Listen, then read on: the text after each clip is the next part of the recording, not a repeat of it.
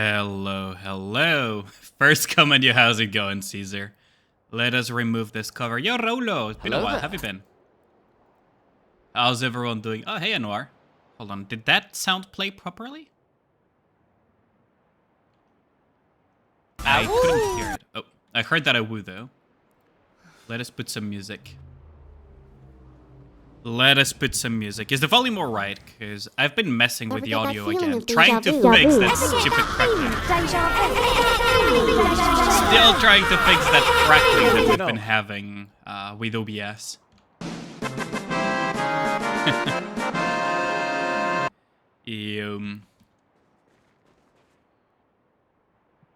There we go. So, today... Well, first and foremost, let's go on Farm Simulated Universe, because weekly reset. So, let us go and do that. Yep, Simulated Universe, let's go. Think it's good? Yo, Demi, been a while. How have you been, my dude? How's it going? I imagine you've been quite busy. How's it going, dude?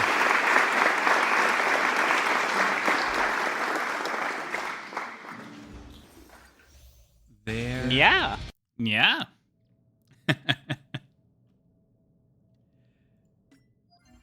Oh boy. Oh boy, did I have a day today. I'm exhausted, by the way, Chad. I don't know if it's noticeable in my... I don't know if it's noticeable in my voice, but God, was today exhausting. I hate going outside. And the one time I actually am completely forced to go outside to a faraway part of town, there's an accident that happens. Like, Jesus Christ. I feel bad for the person, though. I was a bit startled by that. I hate people? Oh, yeah, absolutely. I'm fine. How about me? Pretty good. Today I was a little bit startled, though. I do feel bad for that person and their family, though. I was taking the metro to deal with some stuff in real life. And unfortunately, the line had a jumper. And unfortunately, they were successful, so... that delayed everything by quite a bit, and startled me a lot, too.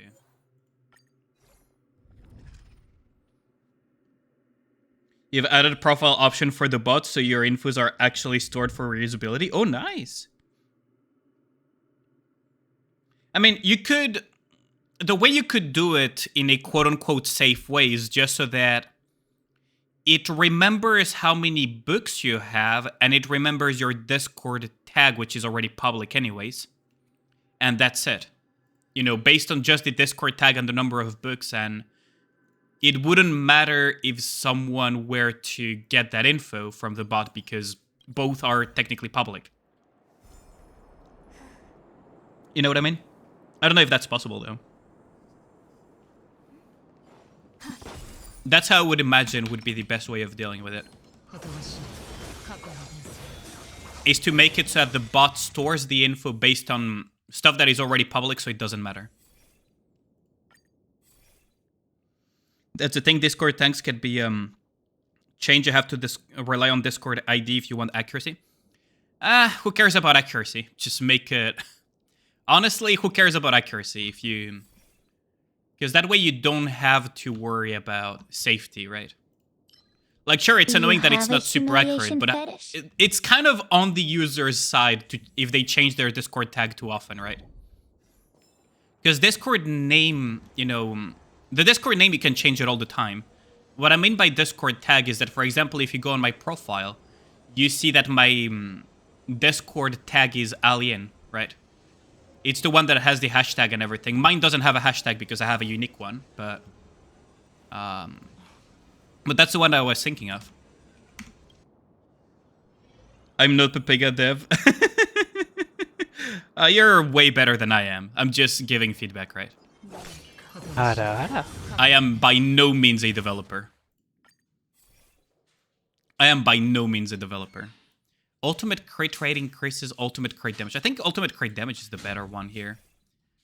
Just give me 10 seconds, guys. Just give me 10 seconds. I need to just deal with the door real quick. I'll be right back with you.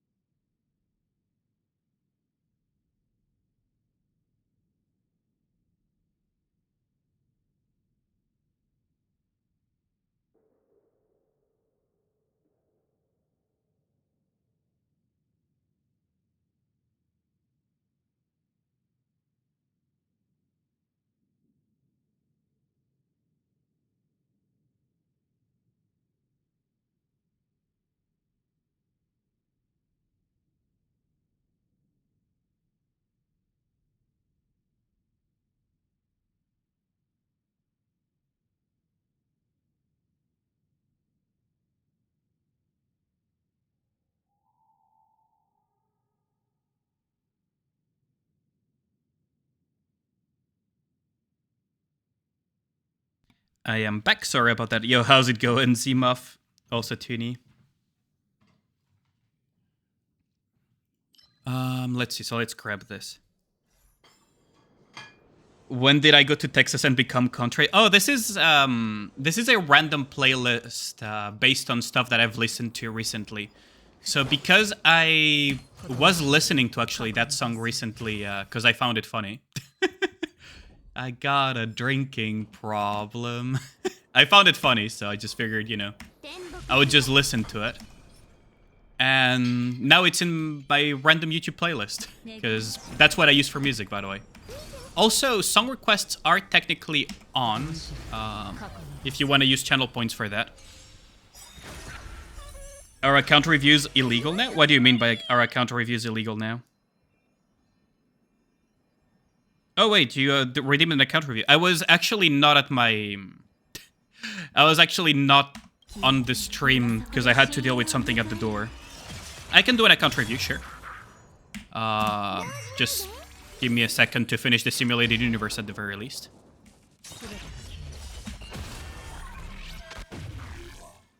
I'll do the account review as soon as I'm out of this, You're talking Texan.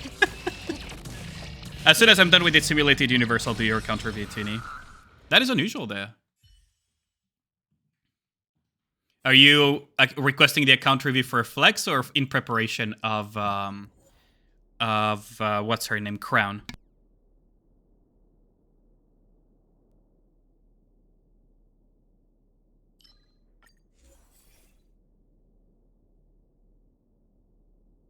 Ara.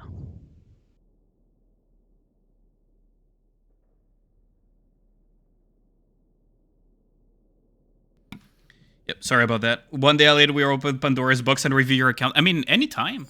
I have enabled them for a reason. And additionally, triggering synapses sounds pretty broken. Yeah, how's it going, Yellens? Crown shooting animation is very good. I know, right? It's so good.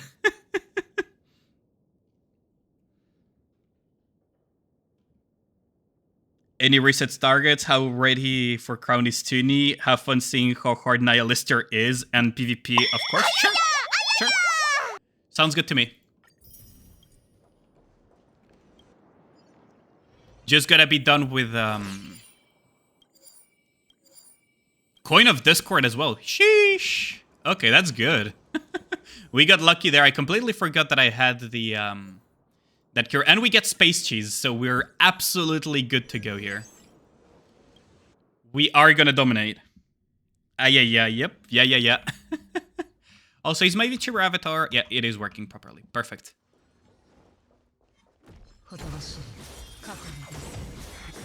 But yeah. Oh, by the way, I am sorry that the Overload guide video has been delayed over and over. I'll do my best to have it ready as soon as possible.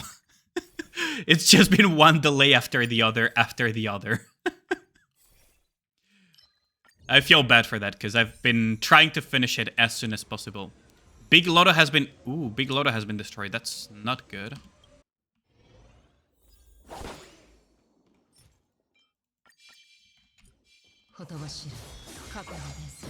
There. But yeah, I'll have it as soon as possible.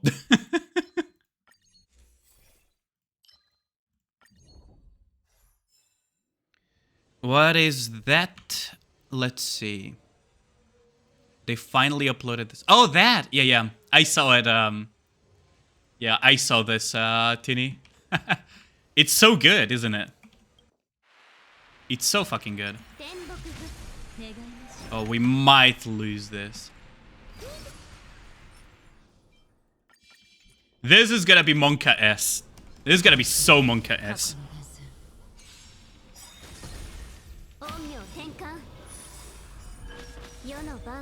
This is gonna be so Monka S. We're gonna need to heal up as much as possible here. This is so Monka S. We're gonna have to kill this thing before it kills us. Okay, so targeted food. That's good. Okay, we might be Gucci gang here. There we go. Kill it before it kills us. Remember, chat, the best healing is killing. Oh, shit. That's not good. Well, that works. Ooh, hold on. 400 cosmic fragments. Okay, so that's 80... 90 something. It's gonna be like 96? I think. Okay, there we go. Kind of waiting for Kilo. Kilo is an interesting one, actually. There's some theory crafting that's been floating around it. Around her. Because of the way she functions. Finally standardized iframe before Kilo released. Well, the main issue with Kilo is also, you know, the fact that her freaking body is so big it covers the screen.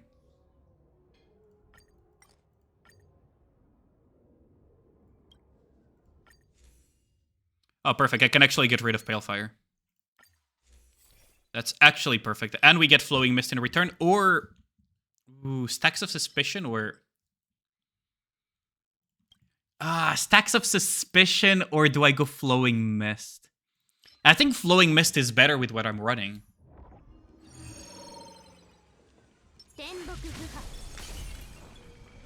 Combat.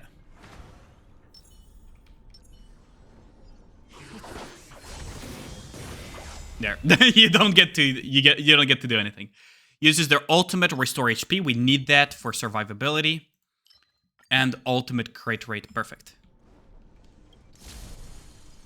Best healing is killing. Sounds like Pepper's Nindo. I mean, Pepper is kind of like I'm a medic bot and then it's just like cocks the shotgun.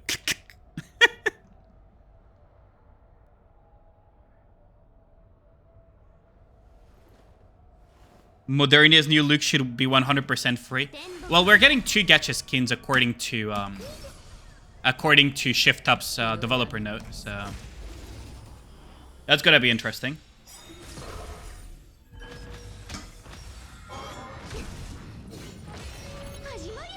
Is it bad I'm so tired I'm actually drinking an energy drink at like 8 at night? Just to be able to stream. You saw that Crown will also get a gacha skin? Yeah, I saw that. Yeah. That's true. That's gonna be interesting. I wonder what gacha skin they're cooking up for Crown.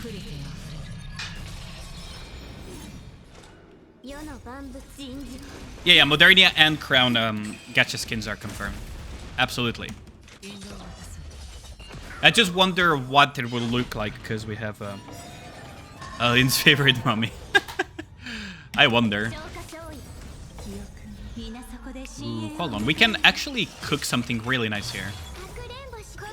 Because then we use this. And then we bunk it with this. It's gonna grab those two, but it genuinely does not matter because Acheron is just gonna... It genuinely does not matter because Acheron is just gonna cook him. The question is, will I get a reset here from the Brain Vat?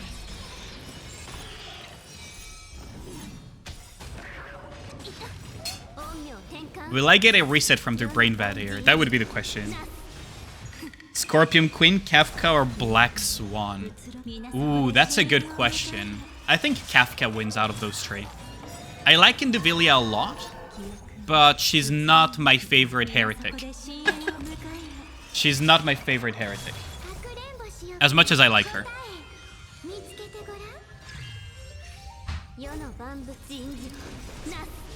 Right.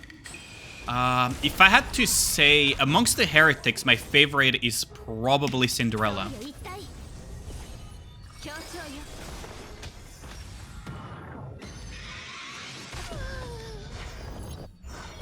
Okay, that's fine.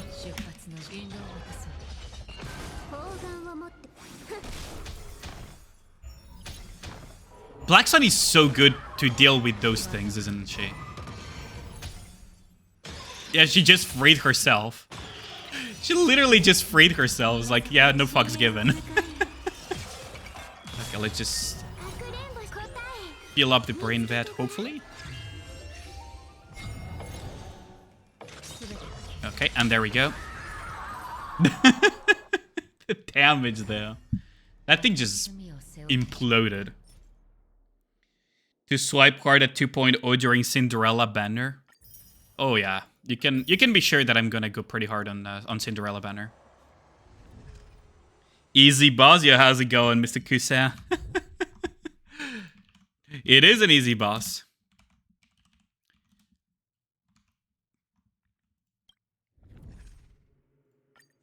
Also, we get some Primogems here. Well, Stellar Jades out of this, so that's pretty nice to have.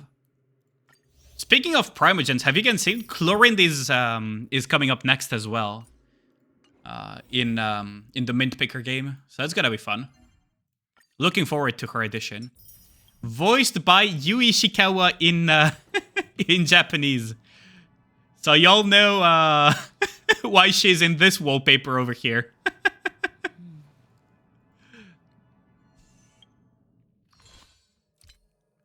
Claim. Yoink. Okay, so actual Yui Ishikawa Shrine. It kind of is, isn't it? I made it as a joke for the 2B banner back in Nier. But it actually kind of is, isn't it? Tini, can you DM me... can you DM me the... what's it called? Your email so that we can start your account review. Let me just close this out. Let me just close Star Rail. Put the little account review ongoing. I'm gonna have to set the game to Nike probably. Because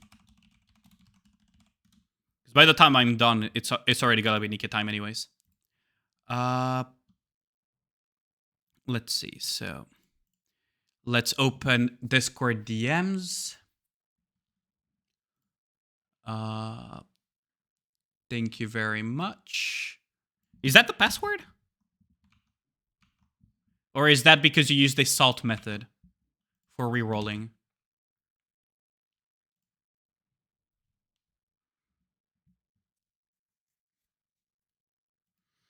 Monday have account roasted. That was a code for an account review back in the day. Okay, I see. So I just sent you a new code.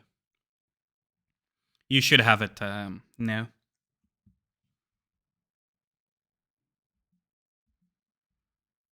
Also, have you guys seen Crown's kit, by the way?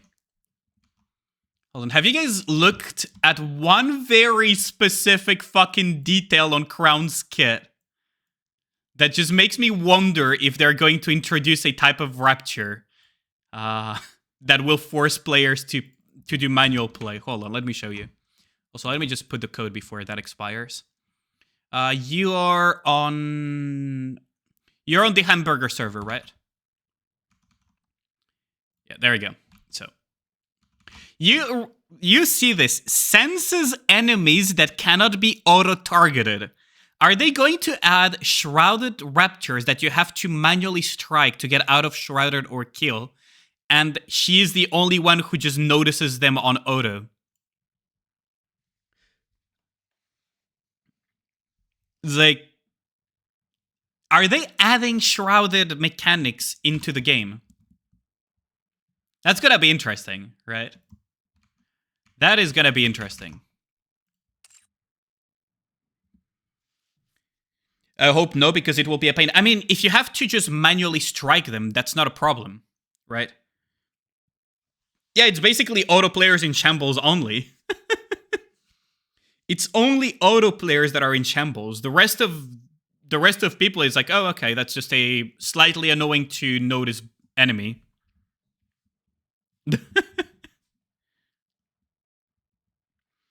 Has been more designed for those silencer raptors. Oh, you mean the little shits? Aren't they targeted already by the AI? Oh fuck, I messed up. I forgot to swap to the burger server. I forgot to swap to the burger server. Feels like they have some mechanic like that with QTs. That could be an interesting thing too. Imagine if they designed Crown to automatically kill QTs and shit. Actual pay to win. Actual fucking pay to win.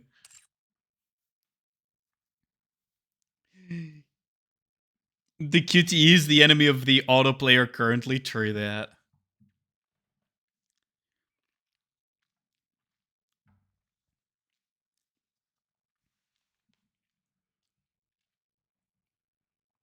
So let's see.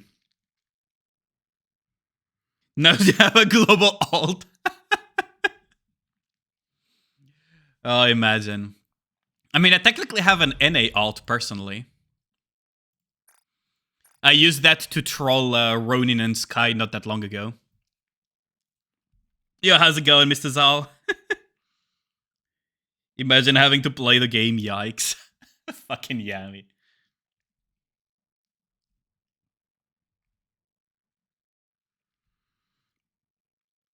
Maybe you should play it anyway to see how far you can push in a 1.5 as a new account.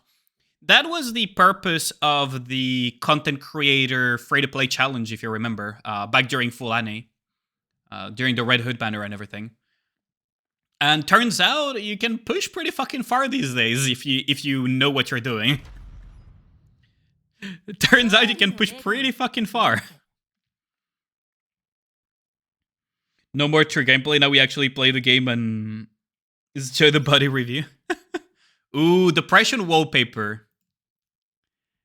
Depression wallpaper. Okay. So I did put the fact that I'm reviewing an account, right? Yes, I did. Okay, good. So let's see. Fucking claim your shit. Claim your shit. What is up with you guys and having me claim the shit for you? Okay, let us begin. Jin is in the dark side. Okay, let us begin. So, Toonie, you're 263. I'm assuming that you're hoarding massively your boxes, aren't you? 459, 42. Okay, so you're saving these for... these two you're saving for some reason. That's fine. These, there's no reason to save them. You can just open them and you're good to go, by the way. I'm not going to open them for you, but... These don't scale with levels, so there is virtually no point in saving them. These, however, yeah, do save them. I am assuming that you're saving these to level up as soon as the new chapters get added. And you're probably saving these in hopes of getting Bay or whatever Nika gets added.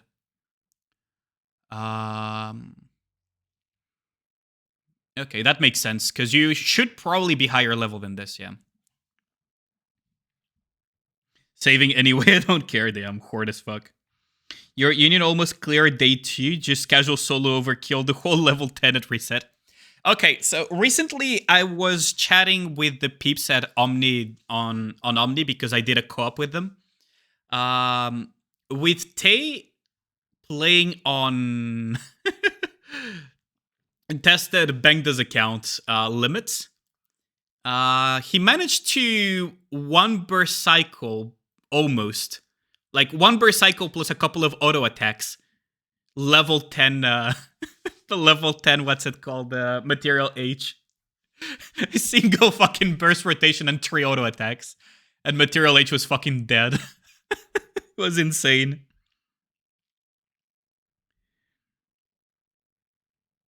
Check out how organized Gold Hub's union rate is now. Ooh, I'll have to check that. Okay, so let us begin the account review for Mr. Toonie. Which is mostly a flex because he knows what he's doing. He's knowledgeable about the game. So let's see. Max ammo. Ooh, you could... Honestly, you could lock this and reroll this. Or lock this and reroll the values, and you would have an even stronger Alice. That's actually very tempting. Same here, you could lock and reroll this, and you would have an even stronger Alice. Although, honestly, not the biggest of priorities. That's kind of insane, though. 1 black line here. 1 black line here. That's fucking crazy. Their second line of ammo. Elemental damage. I assume that you're locking this to either reroll or something. Because what I would do here is probably either reset attributes in hopes of getting higher elemental damage, or just lock elemental damage and reroll the entire thing in hopes of getting a third line. Charge speed 4.33. Ooh, that is painful. Hold on. Ooh, you only have 1 charge speed line. You need 2 charge speed lines. Ooh, that is a break, Talus. Hold on. Attack, ammo, attack, ammo. Yeah, you're actually bricked. Holy shit. You're actually bricked. You only have one line of... Ooh, that's painful. Yeah.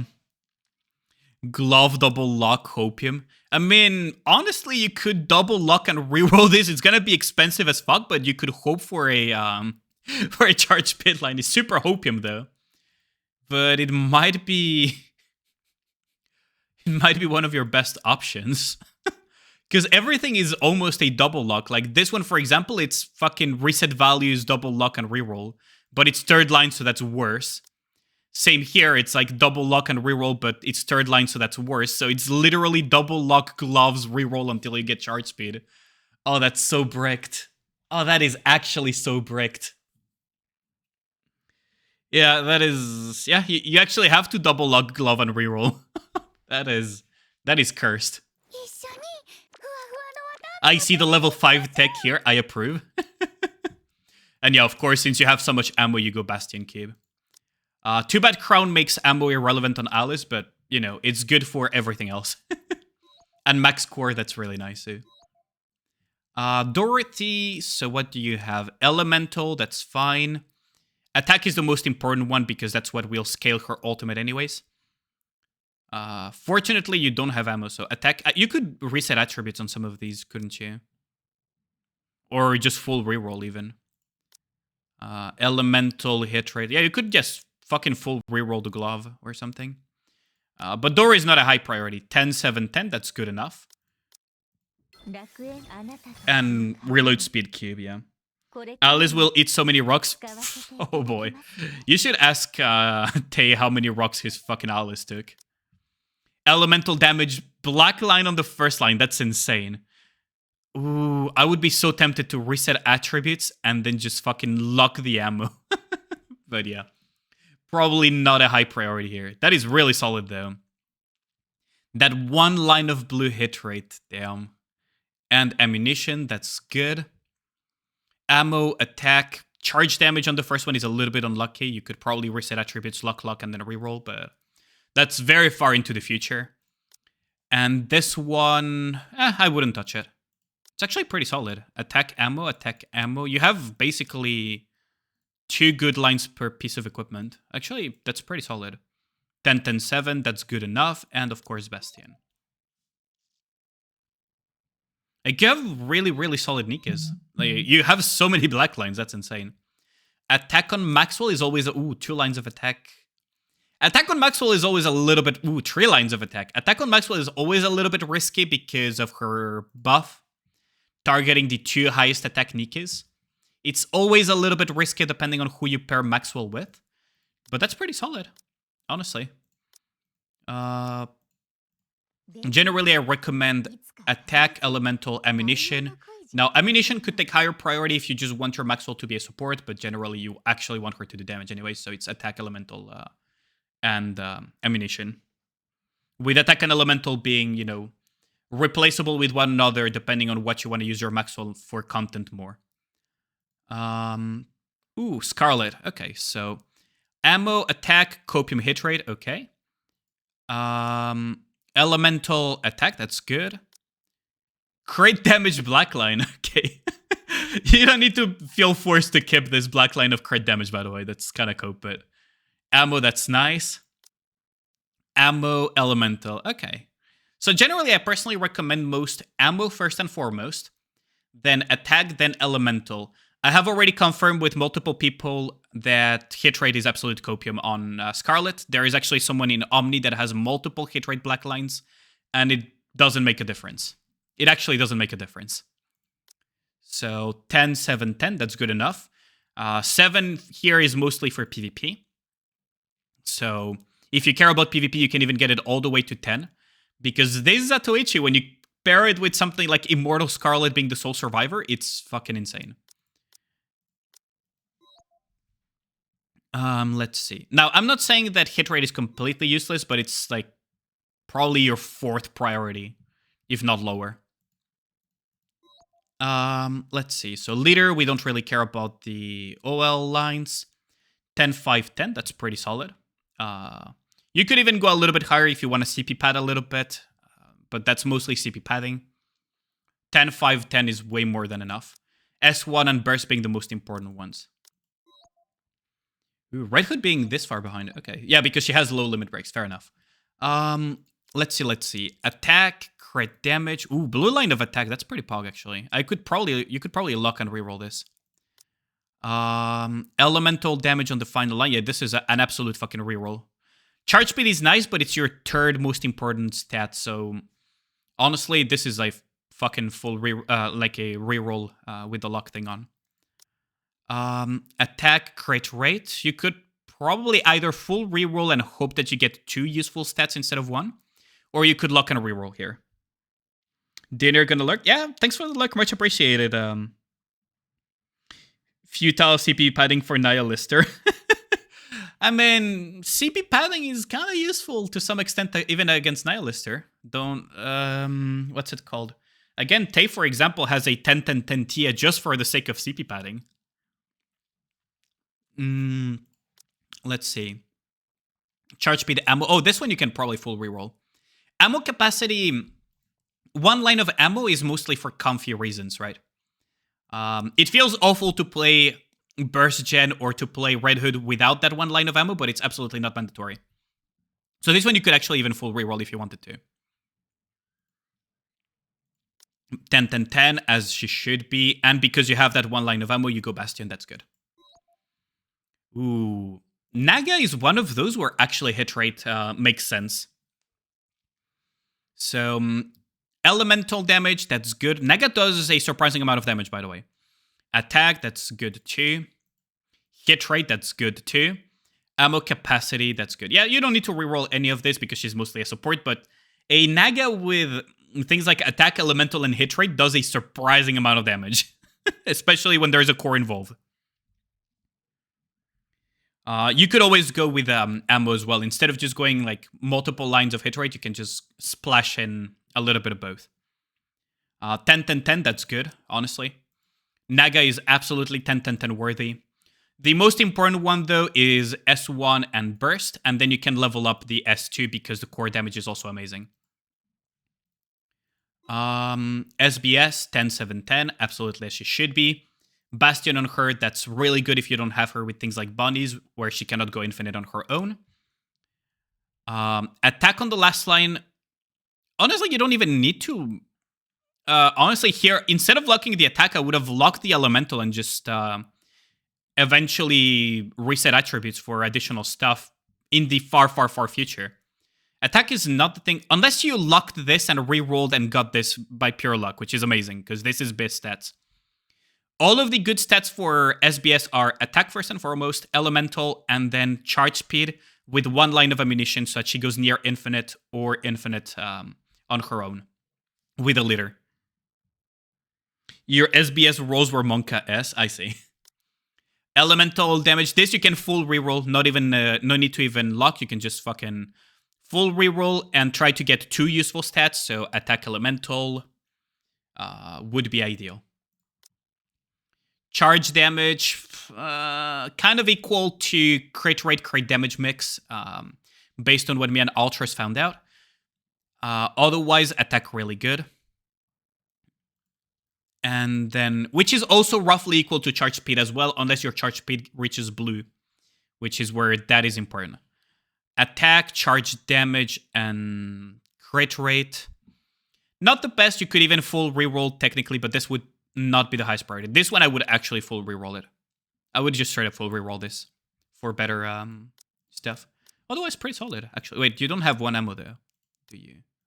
It's not mandatory, but yeah, 1 ammo makes it very, very comfy for SBS.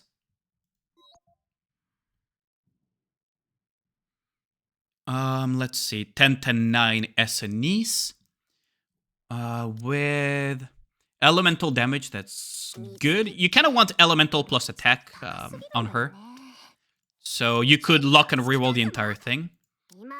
Attack, crit damage. I mean, that's good enough on that. Attack, charge damage. You could full reroll this, or you could lock and reroll. That really depends on how many rocks you want to spend. And same here. I would probably first reset the attributes, though. Crit rate, crit damage are not the worst stats for SNEs, by the way, because her little missiles can actually crit. And they don't... They can hit core, but they rarely do. So their damage when it comes to critting is not diluted by core damage. So there is some value in it.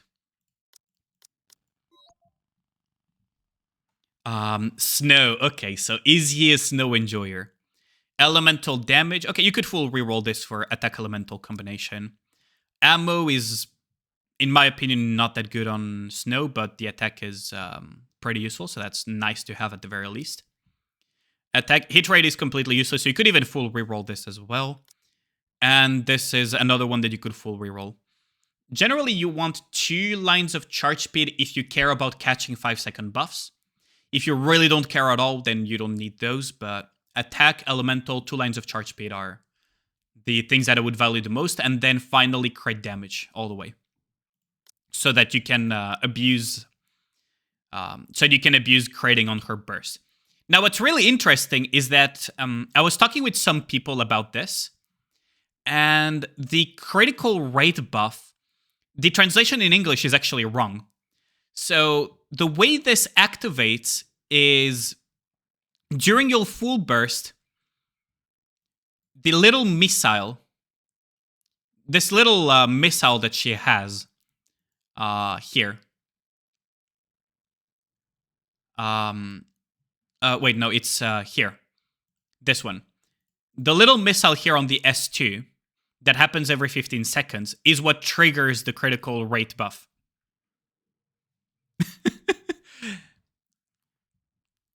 Because the wording is actually wrong. When attacking during full burst critical rate, no, it's actually when the little missile hits something, you get the critical buff. It's still good, by the way. You can still proc it. And it still means that S2 is useful if you don't want to crit fish as much. But you have to keep in mind the fact that it's fucking the little missile and nothing else that will trigger the fucking crit rate buff. I actually tested it as well just to make double sure. Defense cube on snow, that's a new one. Generally, you want either onslaught or adjutant or whatever gives you fucking elemental damage. But yeah, that's an interesting little fact about Snow White that I learned recently. Snow. Now we go into Privity. At least you don't have ammo. At least you don't have ammo. That's good enough. 10.55, that's good enough. That's how you want her to be at. Charge speed cube is a new one, but I assume that it's because you reshuffled due to solar raid and shit. Ammunition, that's good. Charge speed is theoretically good, but I would recommend probably like ammo, then attack, then elemental or whatever, but that works fine. You don't need to reroll her values though because she's a support. 10.55, that's good enough. S1 is the most important one as always because attack damage is a multiplier. It goes in the damage formula in the same spot as damage to parts, for example. This is different from regular attack buffs, chat. Now let's see. Ooh, Mate Priv. 979. Mine is at 10.7.10. Now she's technically 10.10.10 worthy, but this is a little bit more secondary because it's mostly reload speed buffs and a little bit of attack buffing. But yeah, she's quite solid actually from some of the stuff that I've been doing. She'll be quite useful in some content for sure. Elemental, that's good. That's probably most of the content you're going to use her for. Attack, that's good too. Attack, elemental, ammunition are probably the best. You don't really need hit rate on her because she has hit rate built into her own shotgun strikes, which is insane, by the way. It's really, really solid. I was doing some tests on Privity, and the hit rate increase that she gets basically negates Heavy Metal's hit rate debuff entirely, which is very funny to observe. She doesn't need hit rate cube, by the way. You probably should put a Bastion cube on her or something, or a Resilience cube. But hit rate she definitely doesn't need because of the way her kit functions. Ammunition, but I'll assume that it's probably because of reshuffling. Ammo, that's good. Generally, you would want ammo plus elemental because that's mostly what you use her for. But ammo plus attack is also good for tower. 5, 10, 5. Ooh, yours is even better than mine. That's really solid. Nice. So you probably are progressing pretty smoothly Elysian Tower then with this, aren't you? Well, as smooth as can be. Okay, so Blanc. OLs don't really matter on her. 5, 5, 10, that's fine. You should probably leave this at 5. This one you can make a case for it to go higher than this because of the healing. But the most important one is Burst Skill at 10, of course. Noir, you probably have her at, almost 10, 10, 5. Okay. So yeah, the second one that you want to have at level 10 is this one for the ammo refund and reloading and ammo capacity. Mine is like 997 or something, just for the extra damage on the burst. But yeah, 10, 10, 5 is more than good enough. And on her, you don't really usually reroll her lines, but you would want things like attack, elemental, maybe a bit of ammunition, and splashing some hit rate in there.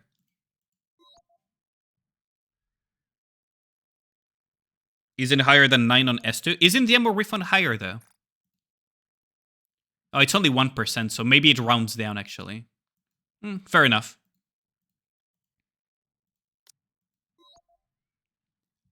Let's see. So Ludmilla, almost full OL. Nice.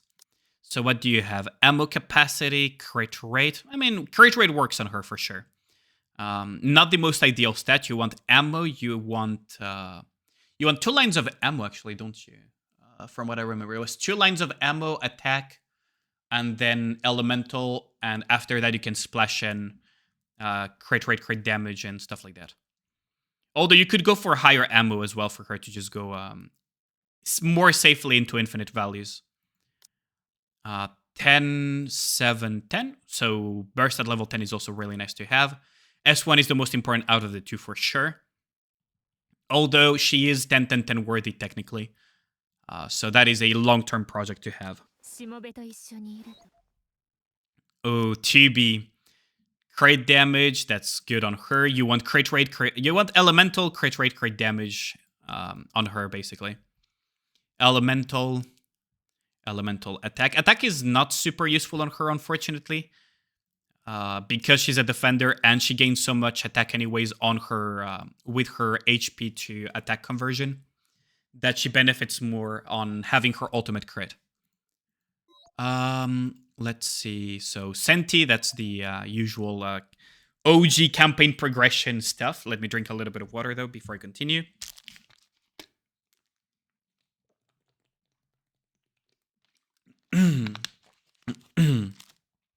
Biscuit, the solo raider, and PvPer. Why do I need to remind you to hydrate? Oh, thanks for the hydrate, Raulo. I'll drink again. Okay. So, let us continue.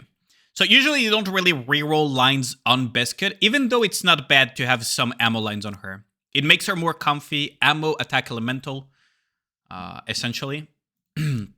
Makes her more comfy to play. Personally, I like having the burst at level 7 because it's actually an insane amount of leech and attack that you get out of it. Like, the leech just scales like crazy on this thing. You gain 2% per level, 2.2% per level, and like fucking 3 point some, almost 3% on attack as well. Which on its own, by the way, when you put my burst at level 7 on Biscuit, if there is no enemy Scarlet involved, my SNS just doesn't die because she heals so much from the leech. It's actually insane. You spend a few days leveling Biscuit's OL, nice. Yeah, she's definitely worth it. She's definitely worth it. It's actually insane what she can pull during solo raid because of her silly little fucking 1-frame reload where you just go like this for fucking ever during burst and you just never stop. It just never stops. It's amazing.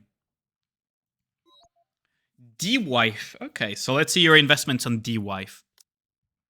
Attack. Generally, you want attack. You want ammunition, attack elemental on her. I tried looking into putting charge speed on her, but it didn't seem that impressive. There might be a case for it, but it didn't seem that impressive from when I was looking at it. Now, there could be some people that have actually pulled it off. Ammunition, though, makes her cooldown reduction more consistent. That I will say. Okay. Ammo, nice. Of course, ooh, 7, 10, 7. Yours is way more invested than mine. That's really nice. Yeah, her cooldown reduction is insane, by the way. Absolutely worth it to invest into her. Her cooldown reduction, though, on S2 scales with levels, so you do want to level up this. Mine is on her way in terms of leveling, so I'll get there eventually. Rem, ooh, 555, nice. Attack, that's good. You want attack, elemental, and ammo. The reason why attack is so important on Rem and elemental when you're fighting an elemental advantage is because a lot of her healing is true leech. Meaning that the harder she hits, the better her healing is. Although attack is probably one of the lower priorities because she gains attack on her own as well. When it comes to between ammunition, elemental, and attack. Really, really solid Nikke. For those who missed her from the collab, 07 in the chat for that. She is very, very strong. Very, very strong. She was the highlight of that collab, to be honest. Draku 544. Oh, that is probably solo rate investment, isn't it? For the hit rate and attack. She's often used as a buffer for solo raid, as you put her on the final slot where she just never bursts. Noisy. You're getting a PvP noise, aren't you? A Rembez girl? Yes. As long as she's not forgotten.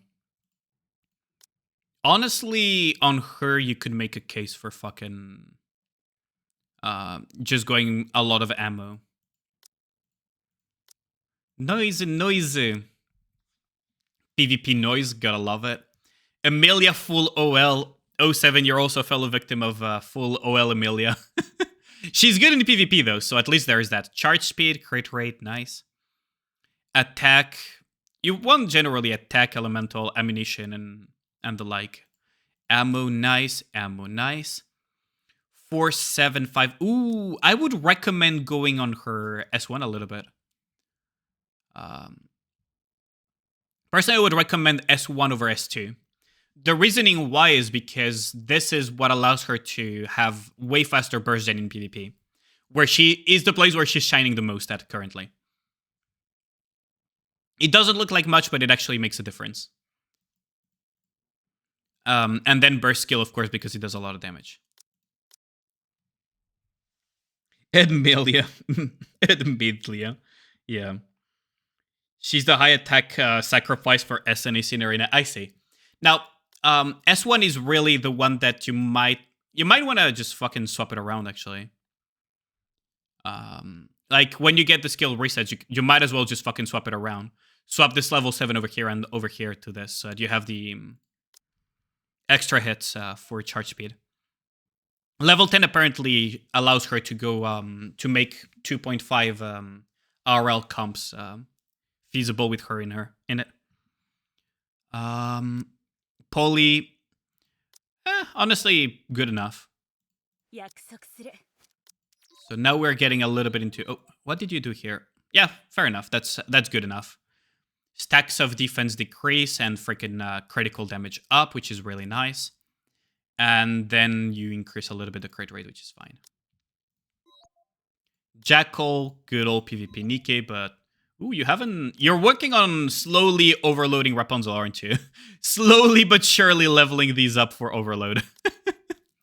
S1 if you want to invest into her for PvP purposes so that she can keep up some HPS, and S2 for the max HP increase. Burst, you don't really need it. S1 and S2 that basically matter.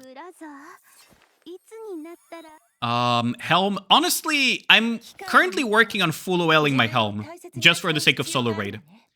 And maybe increasing her burst skill a little bit. That's what I'm personally working on, just for the sake of solo raid for her healing. But you've stopped... you stopped PvP investing, I see. Stuck at 2,700 each 2 weeks anyways. Oh, that's good enough, honestly. That's good enough. Pepper, okay. Volume, ooh, personally, I don't like this investment. I always tell people, like, I mean, 4 is free, so it's fine. But honestly, to me, it just feels like an absolute waste of books to put any points into this. Because she only gains the attack for herself when she kills something, and the context where you're going to be using volume, she ain't going to be killing shit. The other two, however, you could make a case for it because it's a luxury investment that is kind of worthwhile if you have spare books. Noah the Gremlin, that's fine. Tovi, oh, you haven't invested into... you have invested into Shotgun Camp. Now, having some overload on Tovi is kind of worthwhile if you have ammo on her just to make this even more consistent. It actually is kind of worth it. But yes, 944, that's good enough. That's the minimal working investment for a good, solid Shotgun Camp, so that's good. Eggnog, definitely worth it. Burst skill with the distributed damage increase. And then, what's it called? Buffs and the... I'm surprised that you didn't go for S1 over S2. How much does it scale, actually? Oh, it does scale by 1% per, so that's actually worthwhile. I thought you would go for this for the extra damage, but I guess not. And then burst skill, that is really nice. And this actually applies to Dorothy, by the way. Burst skill applies to Dorothy Brand and her general distributed damage. So Alleg actually makes Dorothy stronger, especially on Dorothy, Biscuit, Alleg, Essenise, and Privity Comms. Yeah, how's it going, Kino? Have I looked at Crown's kit yet? I will break it down for you guys in a bit. I have looked at it. And I'll give you guys some of the ideas of comms that I currently have in mind for Crown. But I have seen it. It's very, very strong. Very, very strong. Ooh, Guilty Investor. Nice. The duplicate attack is insane. That's essentially what makes her incredibly strong. Because she scales with whatever you're putting her with. Dola 444, that's good enough. Let's see, Novel 448. You could go all the way to 10 if you really want to put in the books, but Novel has fallen off in terms of usage more and more because she's too slow for your Union Raid meta. But she's still used in Solo Raid occasionally, so there's that. The reason she's falling off of the Union Raid meta is because she's too slow. She's just way too slow. Even though she's strong, she's too slow. Christmas N. I have mine at 444 because it's free and it's kind of whatever. I actually increased my Yulha burst to level 4 as well, just for that little extra damage in case I have to actually burst with her during solo raid or whatever I use her. S2, however, is the most important one for Snow White comms, of course. Ooh, Marciana is not at... Did you get her recently? Marciana 444 is more than workable. She heals a fuck ton with 444. Leona over Guilty, yeah. Yeah, how's it going, Levinson? Let's see. Cocoa, honestly, not super worthwhile. You could put Summer Mary with some skill books as well if you really care about having some healing for solo raid. Otherwise, this is fine. And this is just burst gen for PvP, so this is fine. Nihilister, you don't need any more to invest into her at all. I'll probably reset mine as soon as Crown comes out. Sakura, yes, you can make a case for S2, especially for solo raid. That is a solo raid investment. Leona, 474 is more than workable to actually fit her into the shotgun comp if you actually do use Leona. The reason why you go level 7 here is because the pellet count increases to the max at level 7. A2, that is the one of those unfortunate... Ooh, Rippy. That is probably a very old investment. And these are reset Nikas. Miranda is probably just not in the synchro because of... you only use her for solo raid. And then the rest are... the rest are just not use Nikas, probably. Right, because you don't... Oh, Mika is not completely horrible, but... we haven't had many situations to use her yet. Yeah, that about covers all of them. Okay. So what else did you want me to look at? Again with that, Levinson? Damn.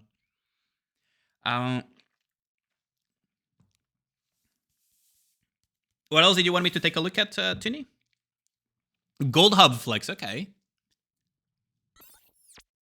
Ooh, 20-second, nice. That's pretty pog. Diamond rank Gold Hub. Man, I'm proud of Gold Hub. It's like watching a kid grow and just become so good. It feels good to see Gold Hub do well.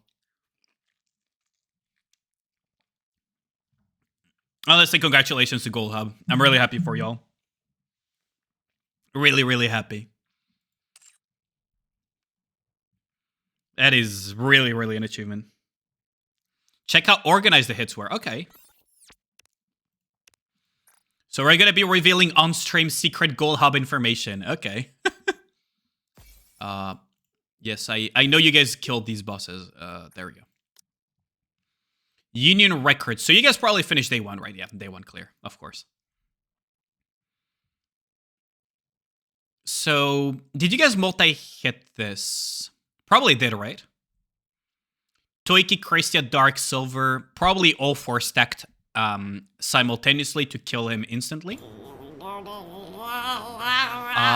Chini on Heavy Metal with Herschel, you guys probably overlapped to kill instantly. That's pretty good. Actually, nice. 2 on Blacksmith for a kill. That's really nice to see too. Oh wait, 3 actually to kill him.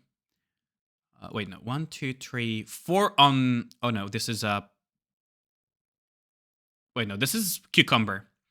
2 on Cucumber, 2 on Vulcan, 3 on Material H. You guys severely overestimated Material H, didn't you? But that's really nice to see. Damage was very close to one another, so of course coordinated. Yeah, of course.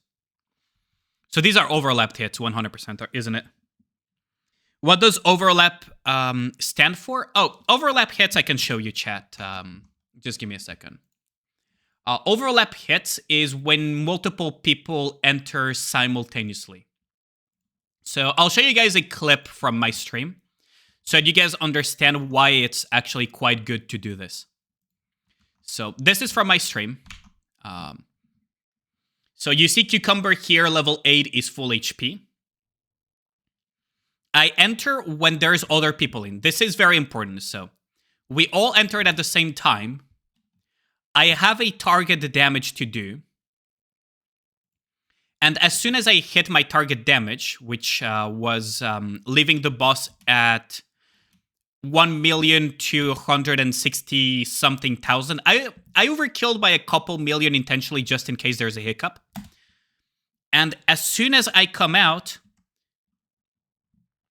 the boss is dead because we were all hitting at the same time and we all had a target. See?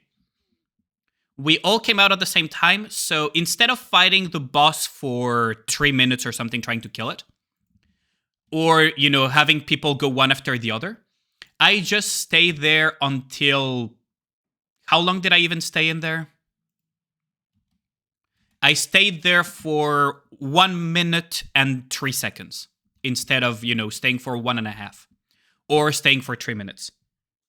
Yo, how's it going, Mr. Dan? So that is the purpose of multi-hitting. That is the entire point. So as soon as we reach our health targets, which we calculated beforehand and everything, we go out, and because we're all hitting at the same time and we're all hitting our target, HP for the boss, we kill it, and instead of spending a lot of time on one boss, we just fucking nuke it with multiple people at the same time as quickly as possible. That is a tactic that is used by very high level unions, by competitive unions. Basically, you cannot compete. Even now at top 20 level, actually, it's gonna be harder and harder to compete at that level if you don't multi-hit or overlap hits. Basically, at top 10 level, you absolutely cannot stay at top 10 if you don't overlap. Absolutely not possible. You're playing teamfight tactics. How's the day been, Mr. Dan? It's been a while. Have you been? But yeah, that is the idea behind it. And I recognize that Gold Hub was probably overlap hitting because of the damage values. Right? So if I look at this, right? If I look at this and I look at the damage values, these looks to me like overlap hits. Now, I could be wrong, but these look to me like overlap hits.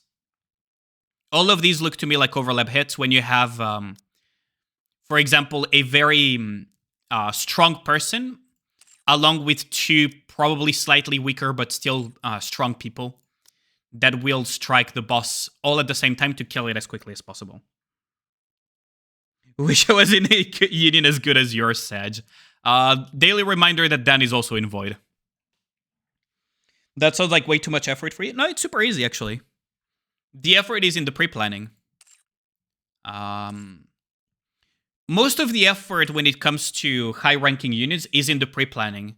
If you look at my streams when I'm doing my hits for Union Raid, it's actually super chill.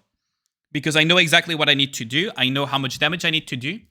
And I didn't fight bosses for more than like 3.5 minutes or something. Even less than that. In the entirety of the Union Raid. I only fought bosses for like 3 minutes at best. In the entirety of the Union Raid.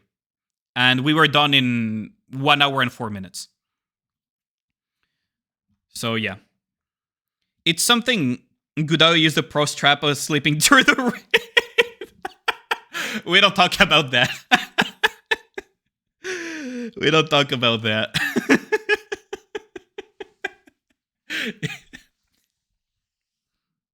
But yeah, no, it's actually super chill. So you wanted me to check Gold Hub. There were other things as well you wanted me to check on your account review, right, Tini? But I'm really proud. Like, you guys are getting more and more organized. That's really nice to see. And Gold Hub attempting overlapping hits is nice. Is like, man, that's so nice to see. I'll tell Gudao that you slandered him live on stream. There are some other things. Get owned by Nihilister. Okay.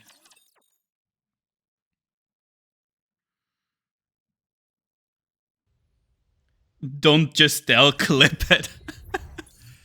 Okay, so Tuni is at Fire Dragon. Did you clean up the entire map? Ooh, you picked it clean. Okay. You actually picked it clean.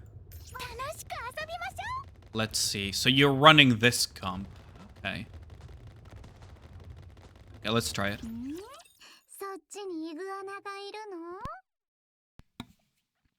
But yeah, it's not as difficult. Like, here's the thing, right?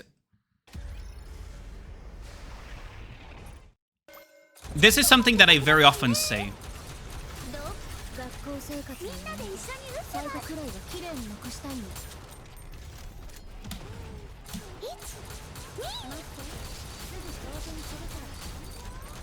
Yeah, no, I messed up. Okay. So this is something that I say very often, is that a lot of unions actually sweat significantly more than top 10 unions when it comes to Union Raid. Because the lack of organization makes them sweat significantly more.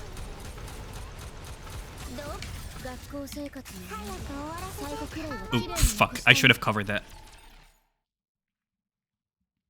So, because of the preemptive organization that we do, like 1 week in advance, we actually don't sweat during the raid unless there are hiccups.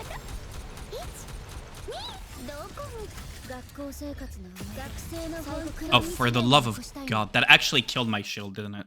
Or my shield expires as soon as it's about to hit, isn't it? Let's just give it a couple more tries.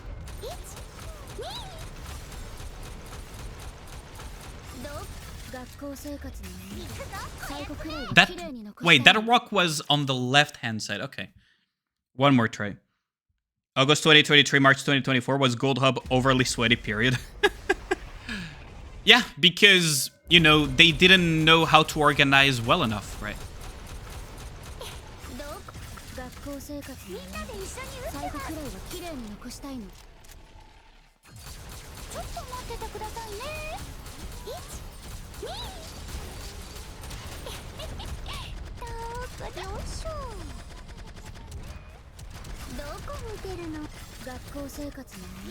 Modernia, though. I'm not a huge fan of having Modernia here.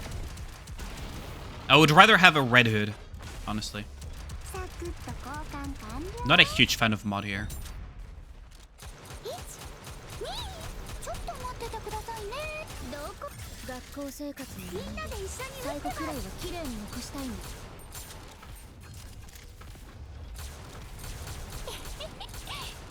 Oh wow, my mouse is not... fucking... My mouse is not...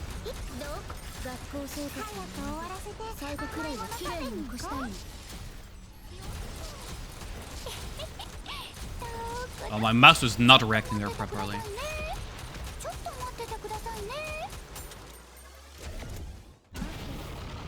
Insta-kill rocks, yeah, I know.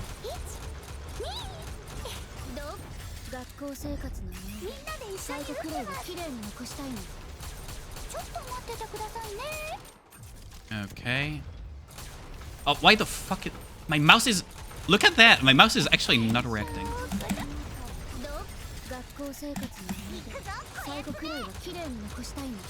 My mouse is actually not fucking reacting.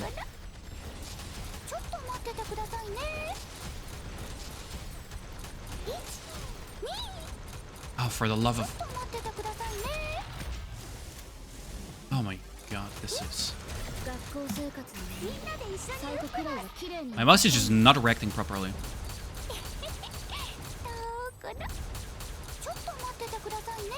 There we go. I actually just need to click harder. Which is not a good thing. Oh, fuck. Okay. I actually need to fucking click harder just for the fucking mouse to react. I'm gonna need to replace this piece of shit.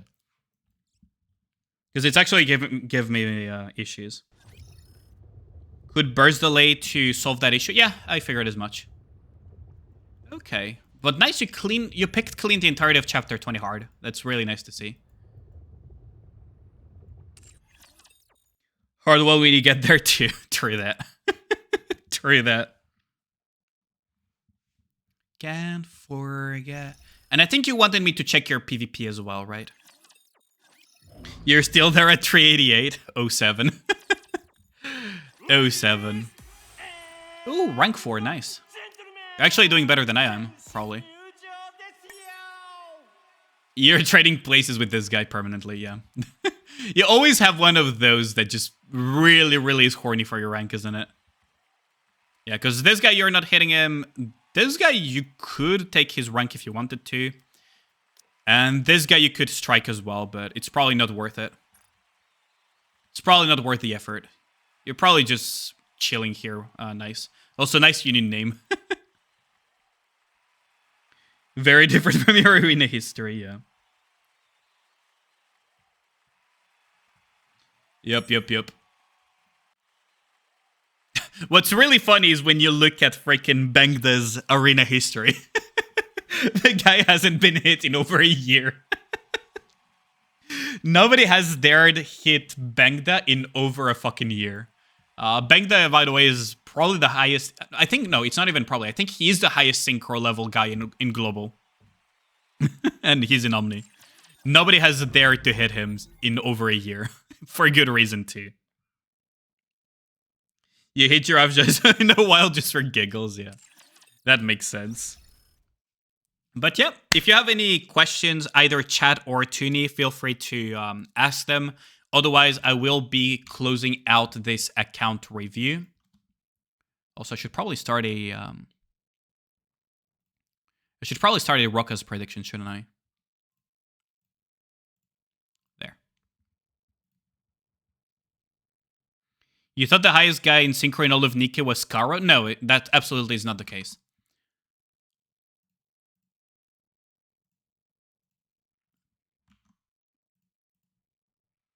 Hope nobody in Omni noticed your Neve in the top 25 last solo raid. Oh, I already mentioned it to them. I was talking with them yesterday. I was talking with them yesterday. They already know about your existence.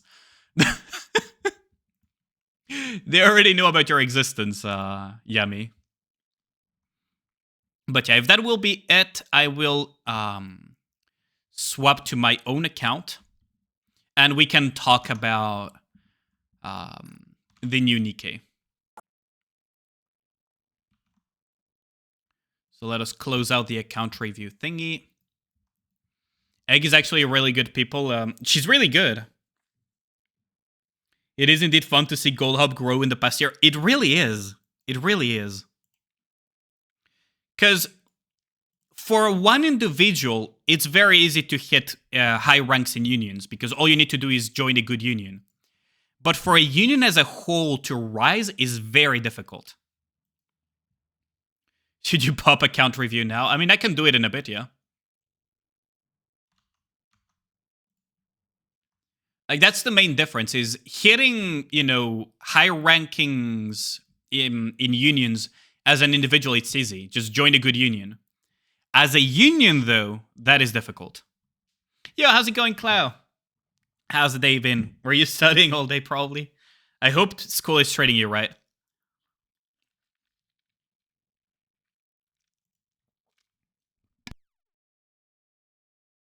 That plus the fact that the only person top 200 last solo raid in Gold Hub, yeah.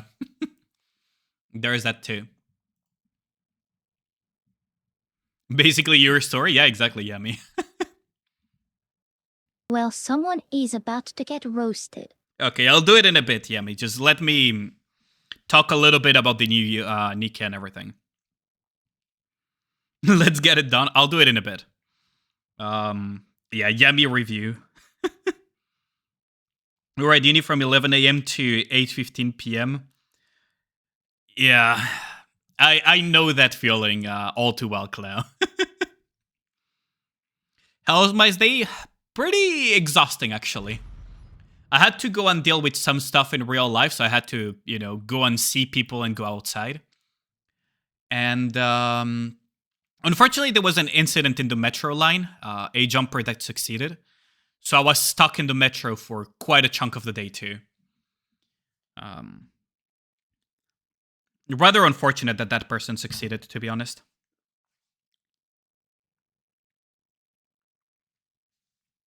Yeah, it happens. It's surprisingly common.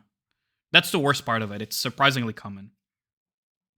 Did I see the sun? Is it real? Yeah, no, the sun is a social construct. How's it going, Mr. King? Okay, so let's see. So let me just fix a couple of things before we Society's just trying to bait people into touching Christ. Exactly.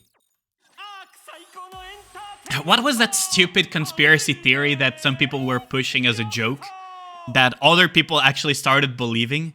COVID is a lie. They actually had everyone be locked up to change the batteries of pigeons. Because pigeons are fake.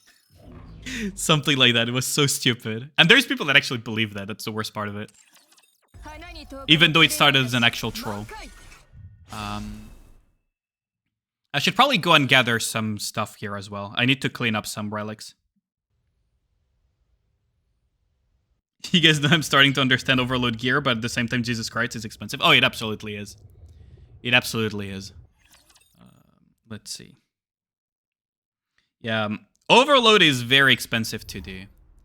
I knew that I was missing a relic. Hold on, where is it? I knew I was fucking missing a relic. Let me just pull out this.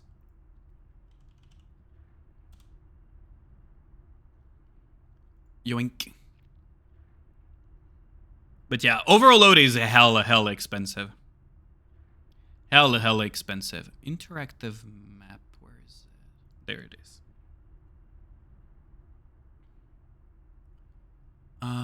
Chapter 19. Where are you hiding? Okay, so this one I picked up. This one, oh, it could be over there, actually. Overload is overpriced.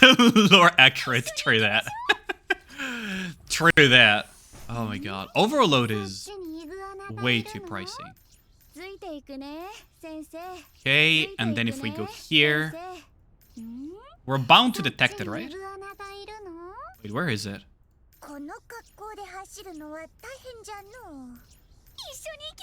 You're only level 202 with your Nikas? Yeah, but Overload is an entirely different beast altogether.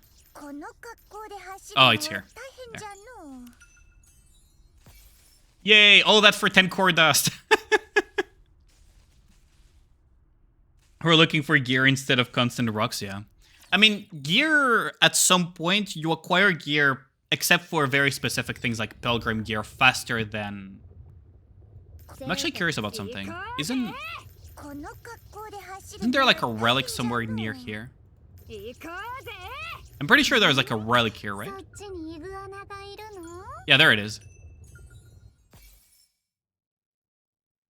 I think this is... Oh, this is in Eden. Wait, then where's the other relic at?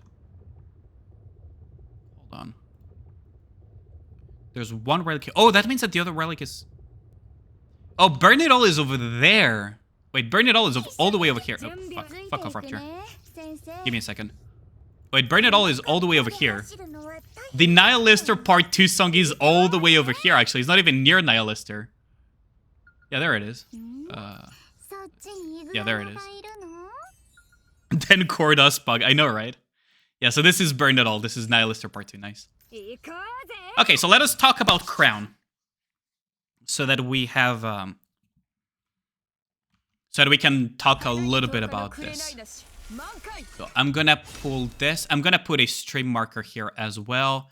I'm going to snooze ads so that we don't get bothered. And let us talk Crown. When does 1.5 start again? 3 days. 2 to 3 days, yeah. Okay, so let us talk Crown. So Crown is a very powerful Nikke. I'll start right off the bat by saying this. She is Defender, Machine Gun, Iron Coated, so Iron is eating really good, and she's burst to 20 seconds. That is very important. If she had been 40 seconds, she would have been basically dead on arrival for the most part. Not like purely dead on arrival, but very close to dead on arrival. 20 seconds because burst 2 slot is incredibly competitive. You have things like Blanc, you have things like Naga, you have things like Novel. So it's a very, shut up Scarlet, there. It's a very competitive slot. And it's a very competitive, what's it called? Utility-based slot. Crow is Queen Crown, yeah. Hello, are we on YouTube? This might go onto YouTube, yes. So, because it's such a competitive slot, she needs to have the skills to back it up, which she actually does. So let us talk about her skills. I tried to translate it originally, so I wasn't that far off except for a few details. So her skill 1, she will grant attack buffs for all the allies along with reload buffs for all allies that participated in the burst chain. So your burst 1, your burst 2, burst 3 that you used to enter to full burst, all of them will be getting 64.51% attack of caster's attack, meaning that it's a little bit of loss value for attacker Nikkes, and 44.35% reload speed, all for 15 seconds, by the way. This is very important as well. I will mention why later. The Nikkes that did not participate into the burst chain, meaning all the other ones that you did not use, will get a defense buff, which is kind of whatever. You don't really care about it that much. Unless they introduce later on a defense scaling Nikke that does damage based on her defense. Cinderella. And she, more importantly, grants reload speed as well to them, which is really important. There is, as far as I know, not a single Nikke that does not like having reload speed. On some of them, it's not very impactful, but generally speaking, it's still a boon no matter what. Now, why is it important that it's 15 seconds? This feeds into some of the team compositions that you can make with her, is that you can call her a buffer for B1 Nikkes. Because it's 15 seconds, you can loop back quickly enough to, for example, use something like a Dorothy Burst that is buffed by Crown.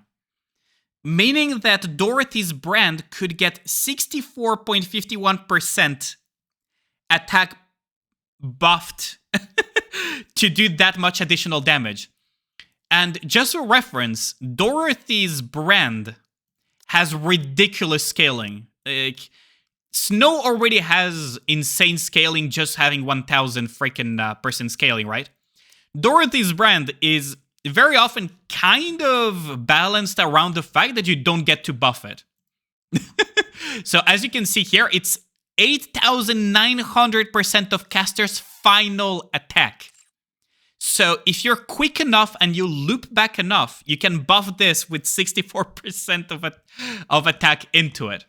That is one of the things that you can do with Crown. Of course, this is not the only use you will have for Crown, but it is something to keep in mind. It's 15 seconds, meaning that this will loop back. And if you loop back quickly enough, it's essentially almost permanent because it's 15 seconds. So I have here my spreadsheet. Hold on. I have here my spreadsheet. So I'll go into my Ludmilla calculations. Where do I have them? Because my Ludmilla calculations have that. So in my Ludmilla calculations, I used a timeline for Nikke burst, but this one is a little bit slow intentionally, just to give benefit of the doubt on a margin. And you will see that when it comes to bursting, right, past the third burst with cooldown reduction, you're kind of bursting every... Let me just show you so you guys can see what I mean. You're kind of just bursting every 14 seconds, right? Every 14 seconds or less. If you're faster, because you can actually be much faster than that, you'll be bursting every 14 seconds, third burst onwards. And because she is 15-second buffer, if you're quick scoping and you're maintaining it properly, you would have it permanently. Or at least almost permanently, which is insane. 64% attack buff and 44% reload speed near permanently on herself and the B1 Nikke that you'll be using is something that will be quite interesting to look at. And, you know, for the B3 Nikkes as well, it's going to be quite something. Also, because she's granting herself so much reload speed, you're basically halving this freaking reload time here, and you can put a reload cube on top of that. So her reload time is probably closer to 175, actually. Which feeds into her second skill, and this is important. So her second skill, Royal Attire, grants HP potency, which is kind of whatever. I misunderstood the Japanese stream because it let a little bit of room for interpretation, but it's HP potency, meaning that the healing that she receives is stronger. 4% continuously stacking up to 20 times. Once you reach those 20 stacks, though, all the stacks are removed. She taunts everything for 5 seconds. She becomes immune for 5 seconds. This is very important because it means that she will survive her own taunt. And she recovers 5.23 of the final max HP as HP. Now, I don't know if this is per stack, which would be kind of pog, but already HP recovery is nice to have. B3 is affected by her as one because it procs when entering full burst, in case you missed that part. Yeah, everything is affected.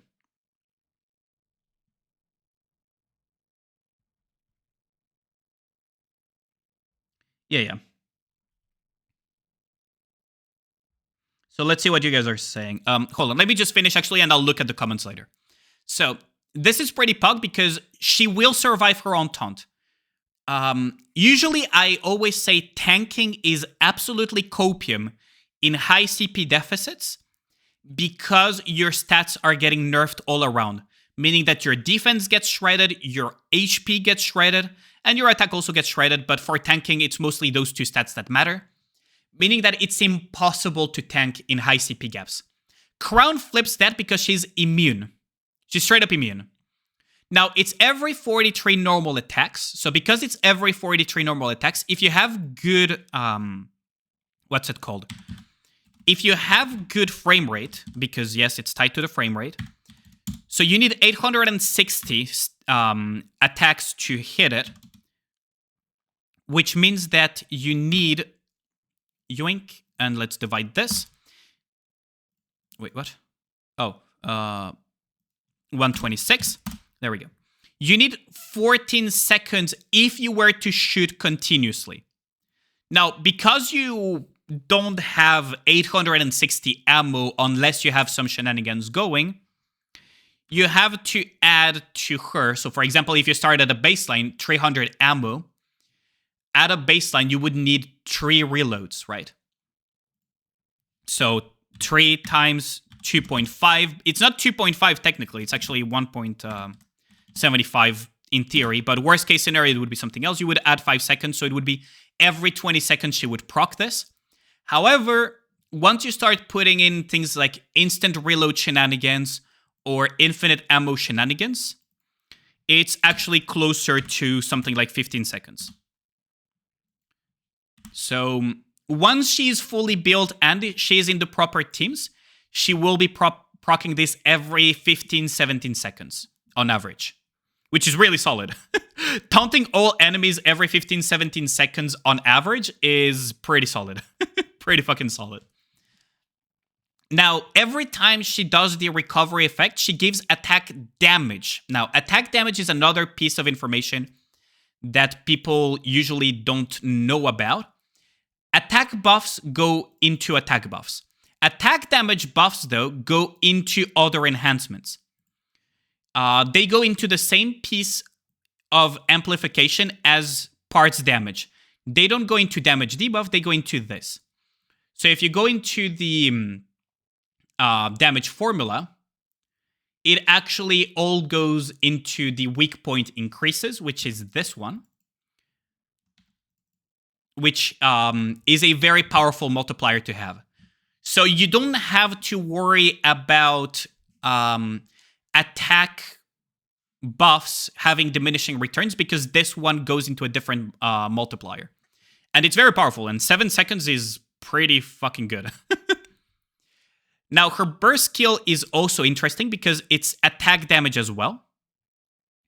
Meaning that it's the burst one that gives 64% attack, and then you have attack damage here. So you have to worry a little bit less about multipliers, and it's 15 seconds as well. Which, it's plausible to keep it near 100% uptime once you have that cooldown reduction rolling. And the other thing that she also grants is a shield for 10.45% of her final max HP for 15 seconds. Now, 10.45 of final max HP is, what's it called? Is like a third of Tia's shield, for example. Tia's shield is 36%, I believe. But it's still pretty solid because shields, if you overkill a shield, they will soak the overkill damage if it's a single instance of hitting. Which is really solid. And it's based on final max HP, meaning that all HP buffing shenanigans work on her to amplify her shield as well. So she is a very, very powerful Nikke. Very, very powerful Nikke. Now, in terms of...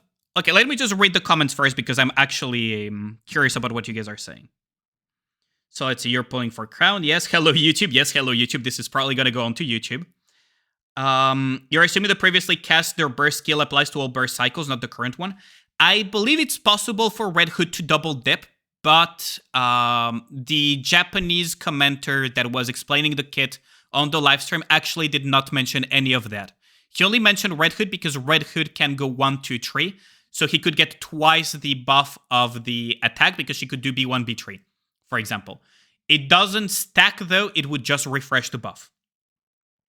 B3 is affected by her S1 as well because it procs when entering full burst. Yes. Yep. It auto-removes... Yes, it auto-removes the stackable things.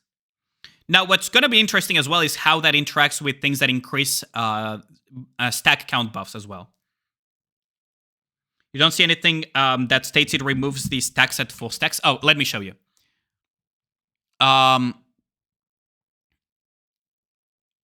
Here.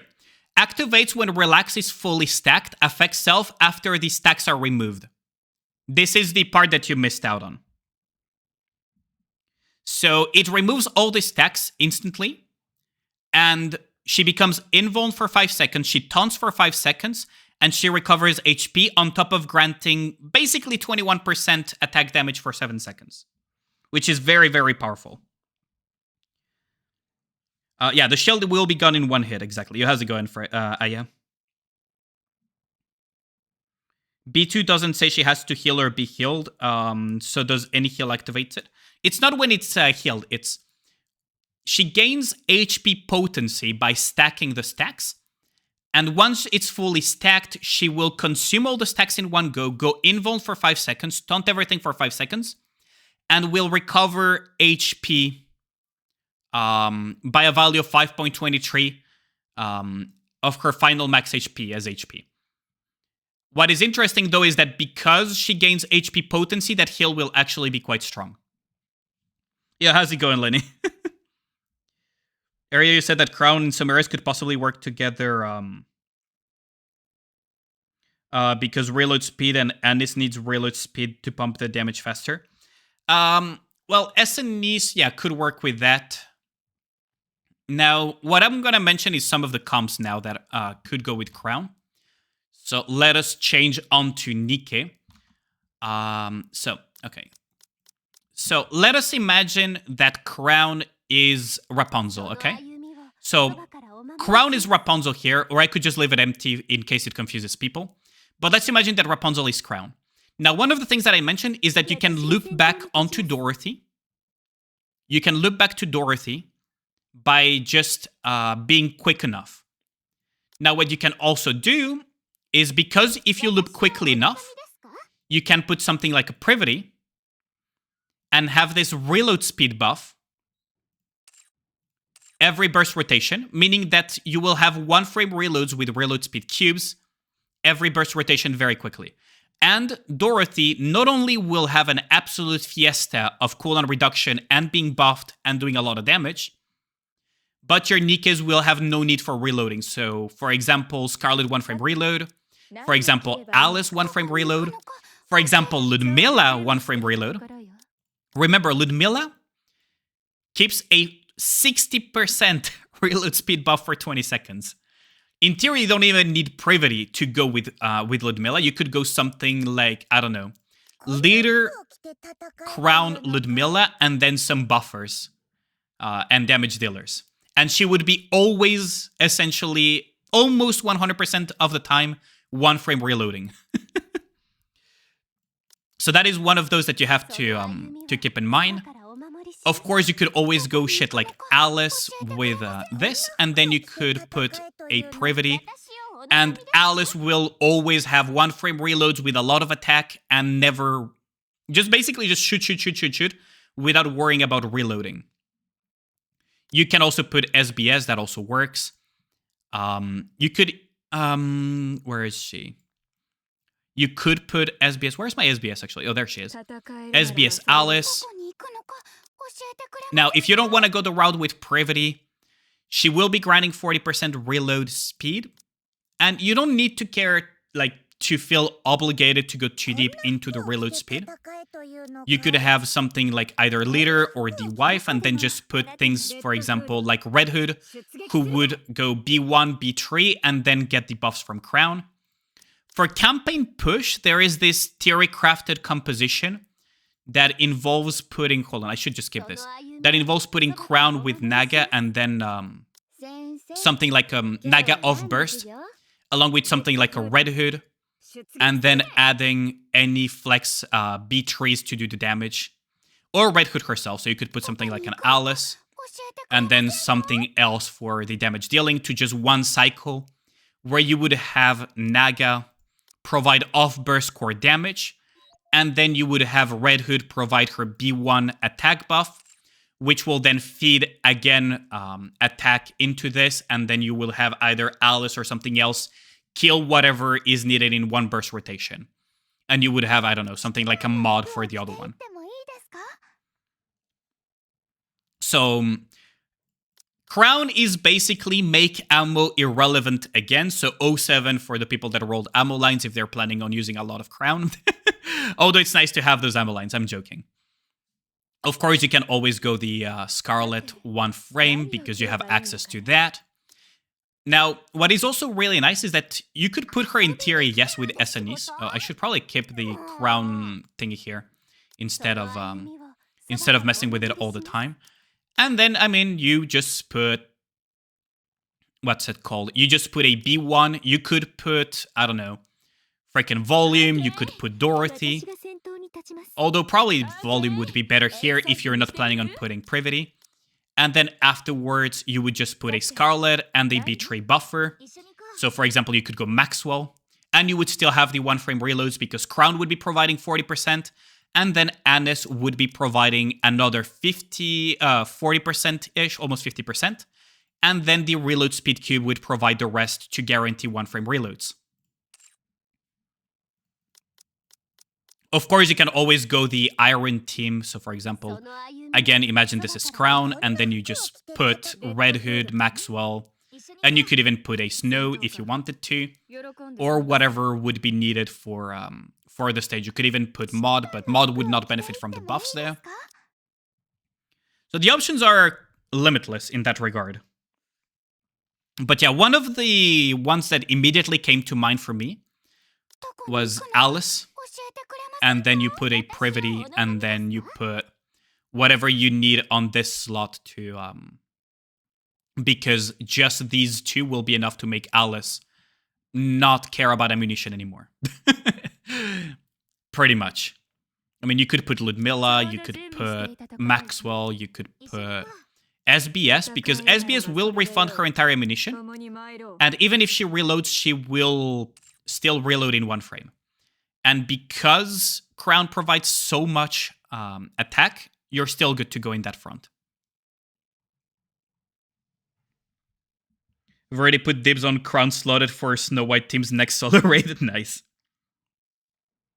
Where will Biscuit go in the next solo raid? So, personally, I feel the Biscuit comp, right? So, if you talk Biscuit comp, you could go Biscuit Rem. Right, you could go Biscuit Rem. So, Biscuit will buff your...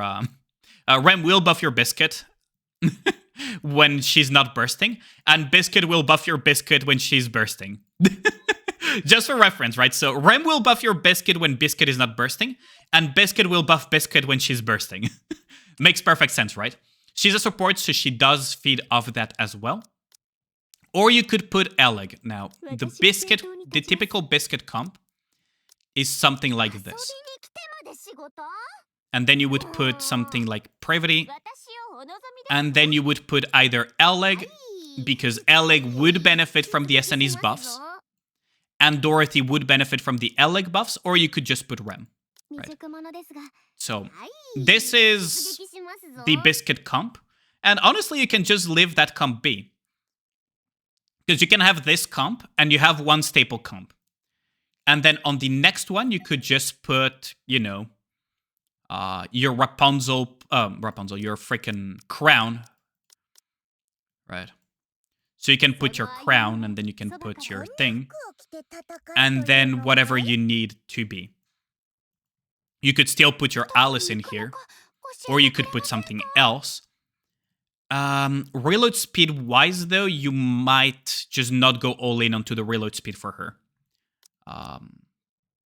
Or you could just remove the Privity. Now, this is one of the funniest things. Now, the problem is that you need two burst. You need two burst trees, otherwise it doesn't work. Because the other funny thing that you could have done... Oh, thanks for the raid, Aiko. Wink, wink. Shout out to Aiko, the lowly VTuber that spawned all of a sudden as soon as one of my friends got banned. Wink, wink. And for very bullshit reasons. Hopefully everything gets fixed for him. If you haven't seen my tweet, do check that out. And yeah, thanks a lot for the raid. Much appreciated. If only we spend months stuck with the same comms and Shift finally give us a proper B2 option. Yeah, the comms definitely opened up a lot. Now, the Biscuit comp relies on that 1-frame reload. So you absolutely will need to have SNEs or something that gives reload speed. And something that gives reload speed. What's really, really funny, though, is that theoretically, this would have been a thing if we didn't need a second B tree. So yeah, that's out of the window. Now, it is possible that we just straight up will not be using Biscuit comp this solo raid. That is also a possibility. What's really funny, though, is the genuine... the genuine possibility that, for example, you could go something like this, though. The fact that next solo raid, this is a genuine possibility because of how you're splitting your Nikes, is fucking hilarious to me. The fact that this is a genuine possibility just is absolutely hysterical to me for next solo raid. The fact that this is a genuine possibility is hysterical. Or something like a different B2 as well. Like, I don't know, like this, or like the fact that something like this or egg or something else is a genuine possibility is absolutely hysterical to me. Where is egg? There we go. The fact that this is a genuine possibility is hysterical. Because that opens up the possibility of running this with your crown, and then you run your Alice. Or you could run with D as well, actually. With D, and then you put your SBS, and then you put your Privity. And then you don't have to worry about her ever reloading.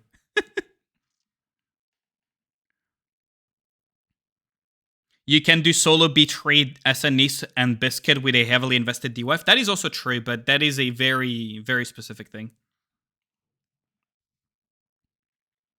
Red Hood B1 with Crown Burst, the damage percentage goes crazy. Yeah, absolutely. Yeah, how's it going now? Ohayo gozaimasu. Ohayo gozaimasu now-san. But yeah, it's absolutely hysterical that we're getting these possibilities. Now, another possibility is the fact that you could, in theory, just give up on... You could give up on the idea of one-frame reloads with them and just start running, you know, shotgun comps and whatnot. So you could start running, you know, things like this, right? For the solo raid. And then you just put your Scarlet here. And this opens up Crown for other comps. This is also a genuine possibility, which is hysterical.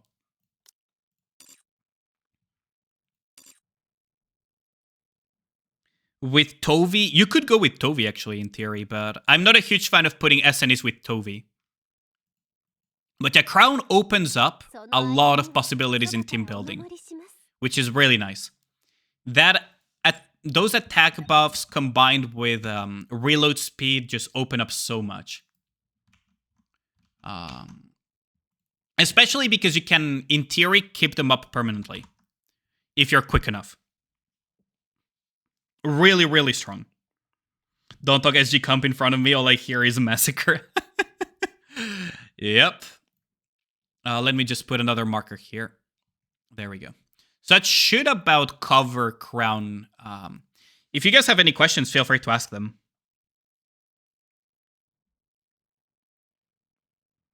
You just beat Nihilister 442 KCP. Congrats on that, Dan. Damn, nice. But yeah, the comps have been absolutely opened up. Also, let me shout out all the pips that just came in. Hold on. So I have shouted out Aiko. I will still shout him out. I haven't shouted out Freya though. Yeah. And then who did I forget? Let's just shout out Aiko for good measure. Let's just shout out Aiko again for good measure. Forgot the most important Crown point of view. Oh yeah, the shooting stance is something else. Let me show you.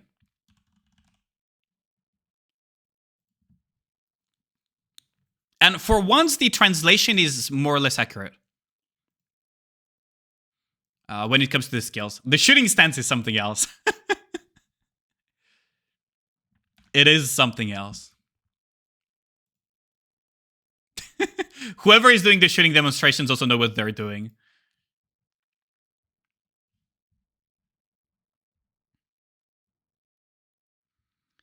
Equestrian, yeah. I don't think she's the one doing the writing there. But yeah. Absolutely powerhouse of a Nikkei. Now, one of the things that really is a big question mark is why they're specifying this. Senses enemies that cannot be auto-targeted. This is something that is a big question mark currently. She can write me down. But yeah, so she opens up a lot of possibilities. A lot of possibilities.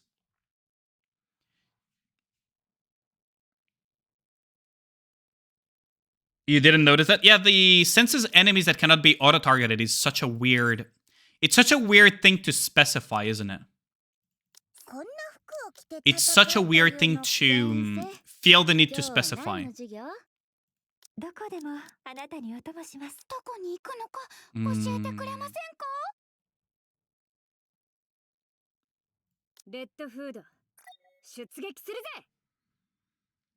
So her AI will be different. Maybe...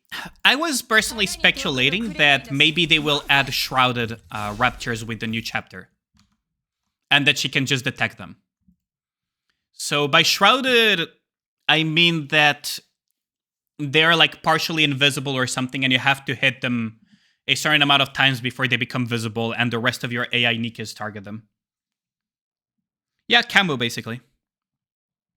Basically camo. So, the other thing... Hold on, let me just check real quick that he's not doing a cheeky thingy.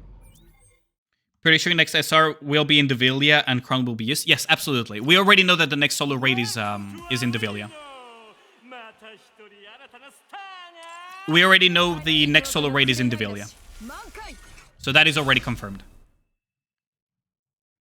SSR Rappy is in the trailer. We don't know if that's SSR Rappy. Now, the other one that we need to talk about... Let me just freaking go back to my Twitter. So the other thing that we need to talk about is Kilo. Now, this is a little bit less sexy than Crown in that regard, but she has some interesting things that absolutely need to be mentioned. So let me just put a stream marker here. So Kilo is an interesting one because she creates massive shields. She might actually be one of the first ones to be able to tank hits for real. Because these shields are not to be scoffed at. 21% shield when entering battle continuously. And if you use a burst skill and she doesn't have it, she just recovers it immediately. Her S2, whenever she attacks 200 times, she recovers HP of her shield. And then when using burst skill... and she basically repeats this every single time. So once plus 17%, twice plus 26%, 3 times plus 35%. So that's a grand total of 43, 70, 78, 79% roughly. Almost 80% of shield HP increased. And this is added on top of the original shield, isn't it? So it's basically, she gains the equivalent of her HP as a shield. Your Tubi says otherwise. I'd like to see that. Yeah, she's basically shield squared. So when she's in nano coating status, she deals damage equals to 1,150 of the attack, which is calculated from 5% of the final max HP. Now, which is weird, is that when not in nano coating, she increases her own max HP by 48%. So you kind of want her to not have her shield, but at the same time, this is calculated off max HP. So she will be scaling of max HP. I wonder if this is a mistranslation from EN. So I would have to look more into that. Hold on, Nika JP. I wonder if this is just a mistranslation again. Because skill mistranslations are actually fairly common in Nikkei.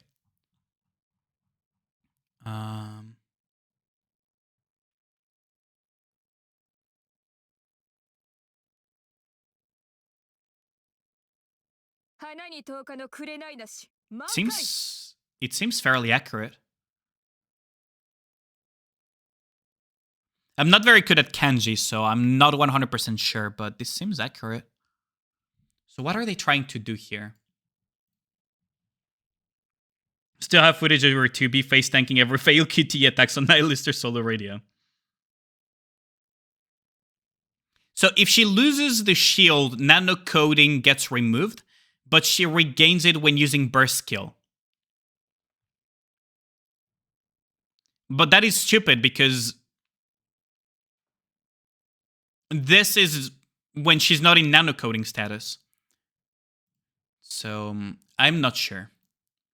This is a bit weird. I'll have to ask some people if to translate, because I'm not very good at translating these in writing form. Or I could just take the time to translate it myself. I just need to use a dictionary and look at it one by one. But the possibility of her hitting decently hard as an AoE while also being incredibly difficult to kill, I wouldn't say that she's amazing, but there might be some hidden potential somewhere here. There might be some potential. But for the most part, 3 units, so she might just have potential somewhere. We'll have to wait and see. You're only leveling 1 unit, so shift up better before while dropping good units. That's true. We all are lacking pretty severely in in the book department and everything. We'll understand that if she lost her shield before bursting, she will increase her HP, and then Cell Shield will be regenerated with the bonus HP and the S2 shield stack. Okay, but how do you reliably remove the shield to do that, though? I guess you just have her face tank everything, then.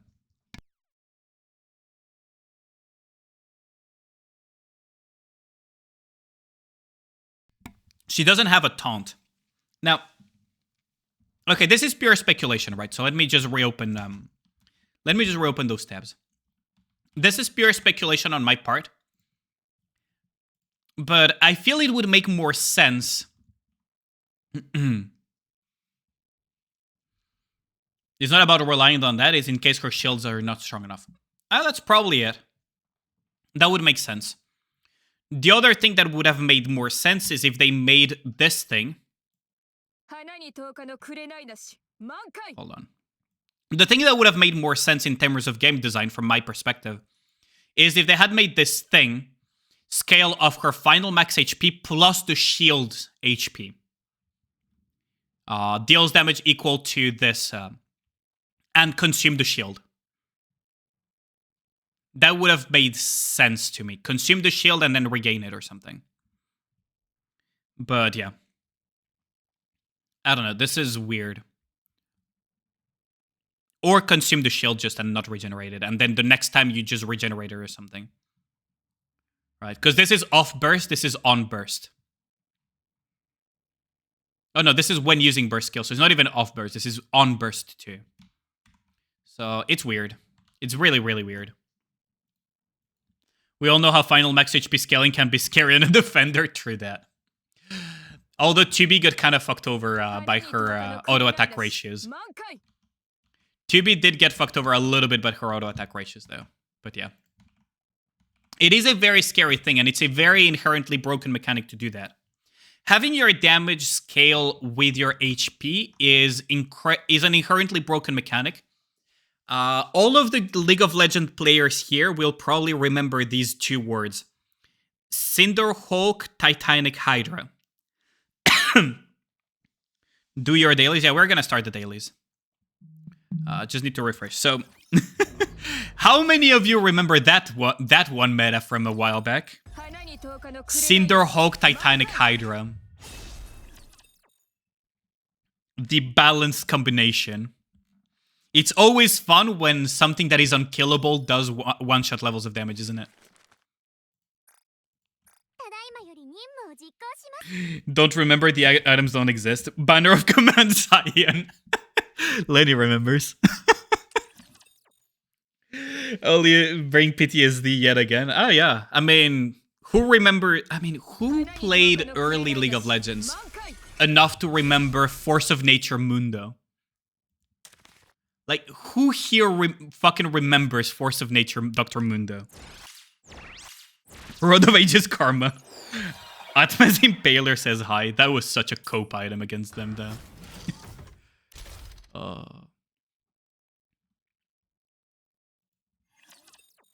You only play Dota?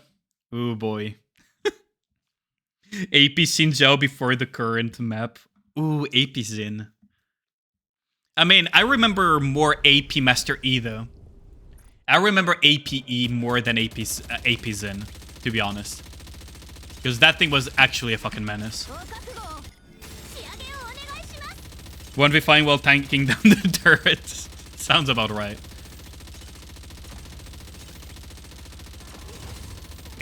Like, APE was a fucking menace too. An actual menace to society.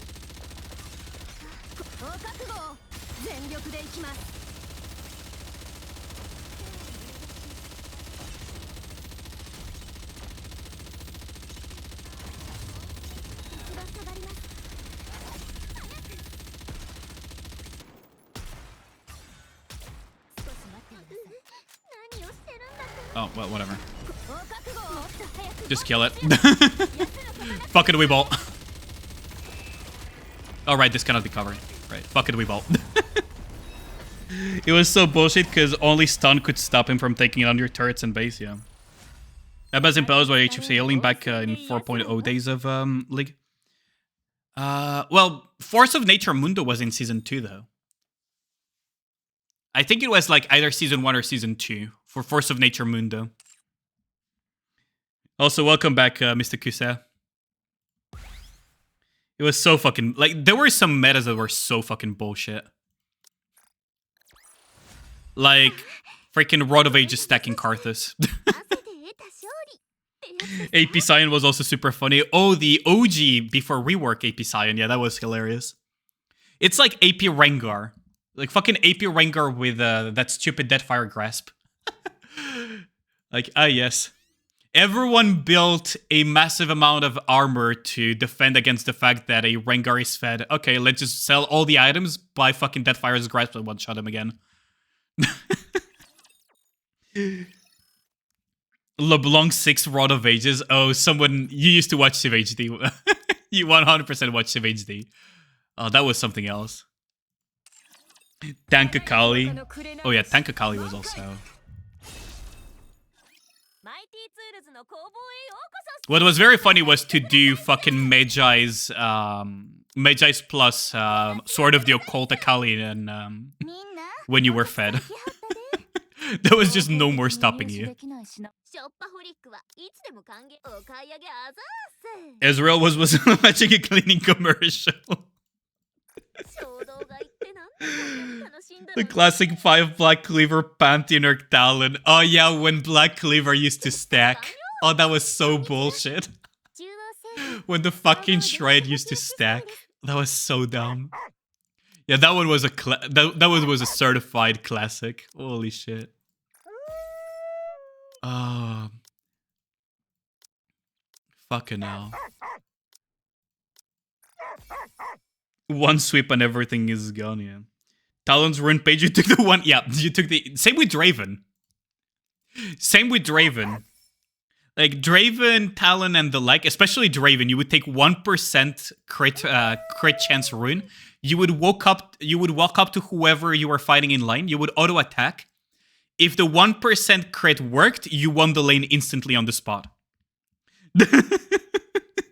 Like, if Draven, just because of that 1% just crit you, the lane was won on the spot. There was no coming back from that if the Draven knew what he was doing. Because that one hit with the empowered Q at level 1 with a crit was just enough to fucking end your lane. So stupid.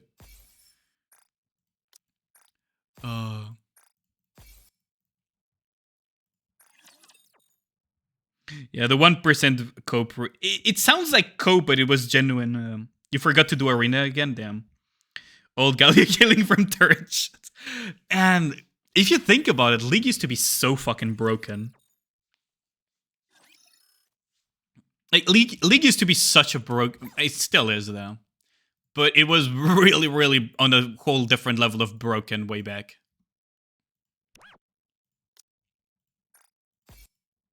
I'm still mad about the fact that pre-rework Talon, they nerfed him by removing the silence and just giving a little fucking kneecap thing where he slows instead of silencing.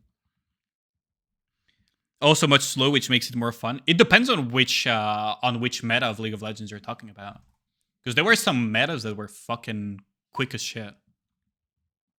Because they were snowbally as hell. Sometimes it felt that some of the metas were slow because we still didn't know what we were doing. Broken but fun. Now it's broken and cancerous. Fair enough.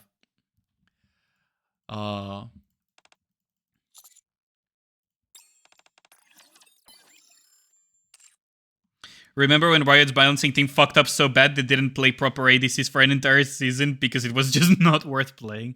Oh, Garen Yumi. Garen Yumi. Who remembers that? That is more recent. Fucking Garen Yumi. Oh. ADC Swain, yes. Oh, that was so dumb.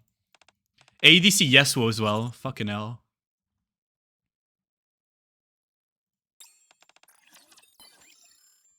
Riot showing how many people script is insane. Yeah. What made me laugh a lot is that I was not playing League of Legends at the time because I had already stopped playing. Like, I actually stopped caring about playing League of Legends way before that. But I still follow a little bit what happens. And I play occasionally with friends, like normals and shit. Was the Atelius Riot has, what was it? 500 years of collective game design experience? Or something like that. 1 in 5 games is a scripter? That's crazy.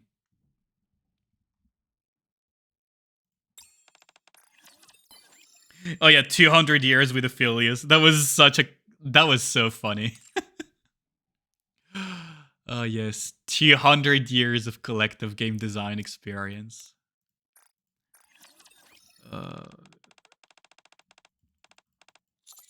Let's see.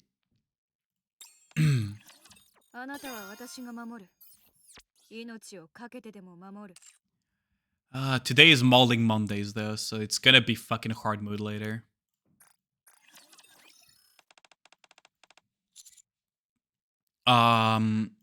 This one. She's enough of a stalker to know the other answer. The other answer gives you a not so good response because it's almost like she's telling you you underestimate my stalking abilities. League Classic when? Oh, you guys see that they're making Classic Cataclysm World of Warcraft? Like, fucking hell. There is a reason people enjoy World of Warcraft from vanilla all the way to Wrath of the Lich King and kind of just turn the rest ahead into a blurb that they don't care about. Because fucking Cataclysm was horrendous, objectively. Oh, wrong answer. When are we getting FF14 Classic? Bring back 1.0? Yes, please. Goodbye Overcock mode. Oh, is it already gone? Nice. Good riddance. Nightmare.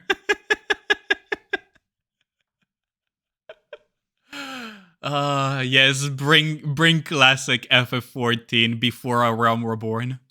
That's gonna end well.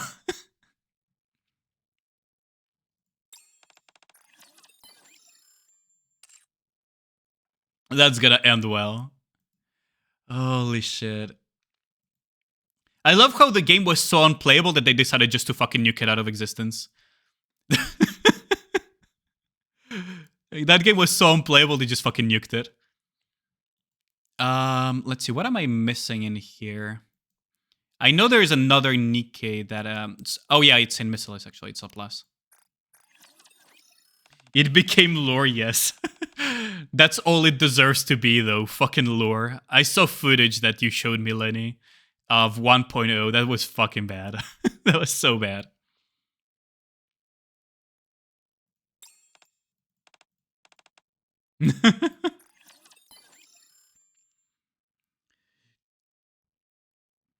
PTSD music? What do you mean PTSD music? This is perfectly fine music. What do you mean by PTSD? This is just wholesome, nice music. Wholesome, nice, happy music.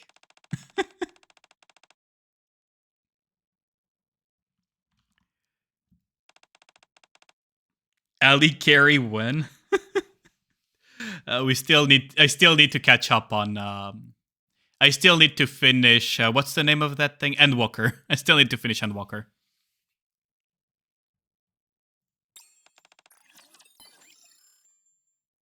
Also love how the 1.0 benchmark is kind of canon in Endwalker. I still need to get there though. Let's see.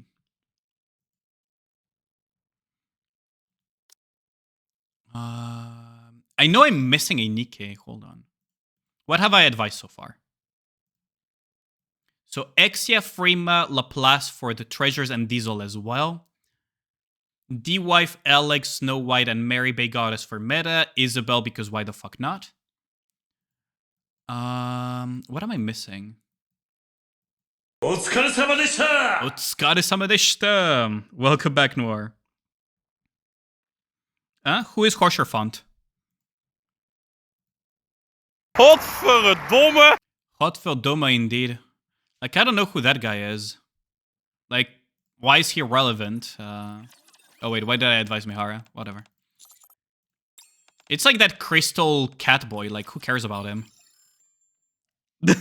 Oh, I could have done Folkwang, yeah. You killed and saved Horseshoe Fun today a few times. Love messing with the timeline.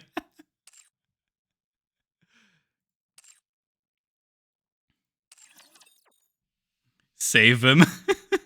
Mihara, cause she's thick, yeah.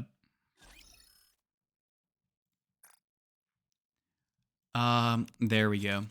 Jokes aside, I do plan on catching up on a lot of the story. And jokes aside, I do know who Hosher Font is. I just don't remember the guy who told me to remember him at the end of Shadowbringers. Hosher Font, though, from... it was before Stormblood, wasn't it? The guy that got swallowed by the eye, or what was it again? We had to kind of kill him, right? Or at least he died because of the eye of the dragon. Don't worry, he's irrelevant. Oh, perfect. That's good to know. He's seriously asking the FF14 mob to lynch him? Why? I just got told by an FF veteran that he's irrelevant, so that's good to remember.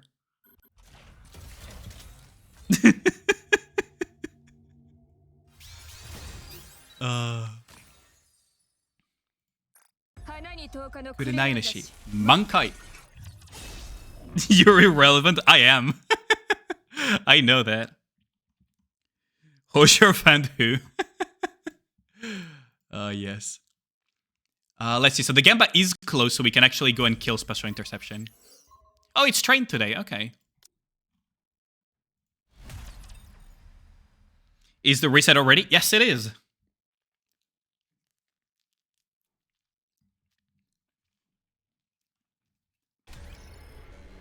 Honestly, the most memorable thing that I have faced so far is probably Alexander.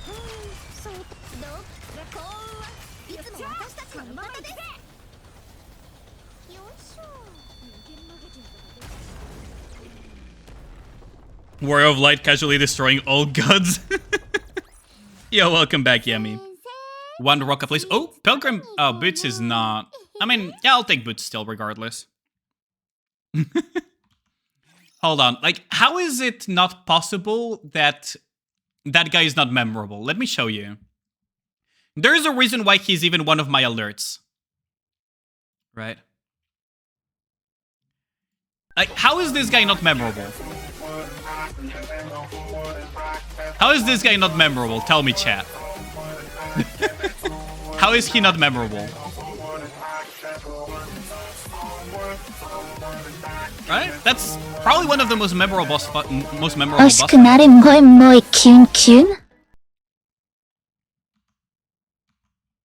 Okay, hopefully a Rocka the Prage. Not 20 yet. Oh, one Rocka. Okay, two maybe? Ah, shame. So we got one Rocka at least. So there's that. So who won the prediction today? Forward and back, yep. You really don't remember it? Easy money? Nice, Caesar. Easy money. Let's see. So, Simulation room. 07 to overclock though. You shall not be missed.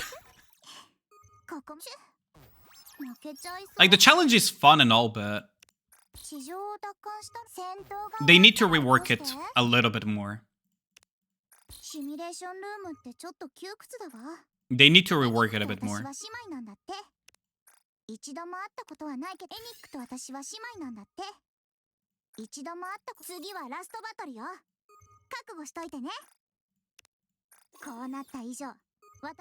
They seriously need to rework it. 1.5k for you, nice. Accumulating those channel points for the redeems. Oh yeah, by the way, in my Discord, so !Discord for those who are curious about my Discord, do put some suggestions, because on the 27th of April is the channel anniversary, actually. I'm going to start promoting about it, but my 1 year of content creation is on the 27th of April. So funnily enough, my content creation anniversaries line up with Nika's half anniversaries. Oh, 1 second. I'm actually close to getting 0 seconds. Just saving 1,000 Ada's nice. Celebrate your anniversary with C7 Crown. No. But yeah, if you guys have suggestions of, you know, stuff to do, play, punishments, whatever, feel free to put them in the suggestions tab of my Discord for it.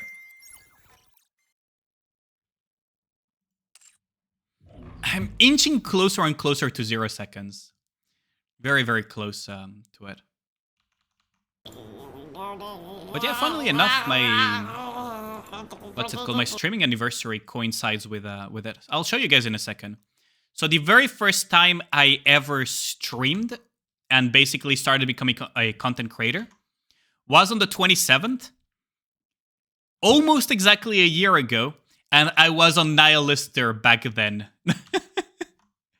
So we've actually come full circle. We've actually come full circle because I'm on Nihilister again. During the half anniversary. We've actually come full circle on that one. Let's see. Arena. So Nihilister 3.0 next year? Maybe. Maybe. Or maybe it will be a different heretic, but I will be on a heretic regardless. Oh, this guy is my target, huh? So you lose to this.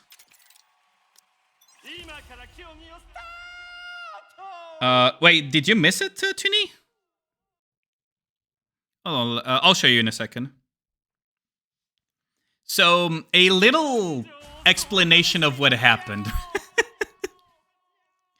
Hold on, let me show you. A little bit of an explanation of what happened. So if you guys want to blame somebody, blame Omni. So I was, you know, I was about to miss co-op, so I asked, yo, can I join up on the co-op runs of Omni? Which, you know, ended up with a really nice rank. So shout out to Omni for letting me play with them. It was a lot of fun. And I ended up chatting with them about some videos that I was making, and I was talking about where I was stuck and everything. And one thing led to another of me talking about it, to them spectating me doing it, to me progressing campaign, and yeah, we are at Nihilister now. So yeah, now we are at Nihilister. Peer pressured. Yeah, I'm gonna go back and clear them, Tuni, because I'm stuck anyways on Nihilister, so I may as well just clear the other ones. I will clear everything, but yeah. One thing led to another, and I just fucking cleared everything while chatting with them. They gave some pretty solid advice while I was progressing. It was really nice of them. But yeah, it was a very funny situation all around. Okay, so for weekly, we need to recruit Nikas 20 times. Okay, so that's nice. Do you guys want to do a 2-minute gamba on whether or not I'll get an SSR? Let's do it. Fuck it. Fuck it, let's do it. Oh, Sephi, thanks a lot for the raid. Much appreciated, homie. Hold on, give me a second. I'm gonna put the 2-minute gamba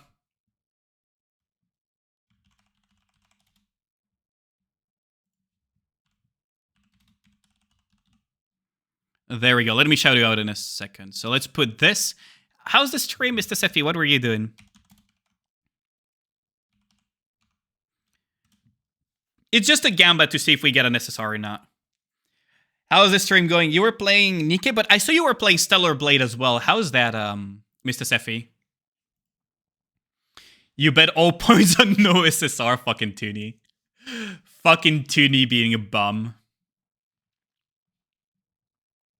Did Sefi stream in Raid and Dash, maybe?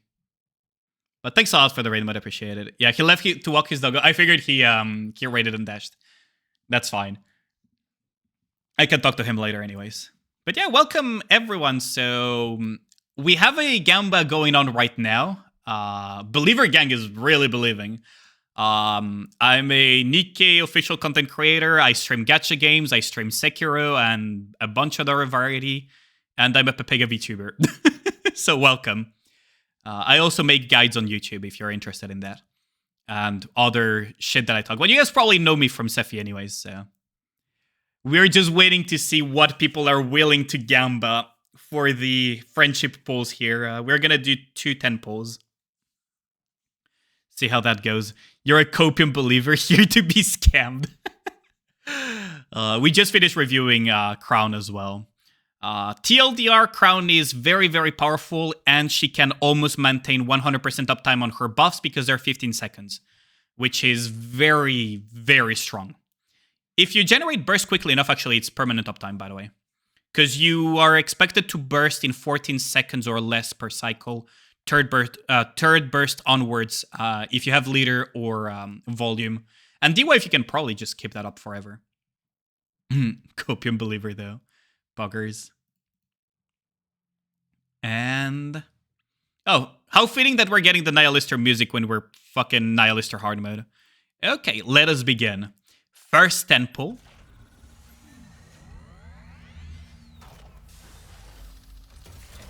First 10 pull. Maybe a fake out? No. Okay, second 10 pull. Wait, that's a lot of SRs though. Holy shit. Only one was not a SR. That is actually rare.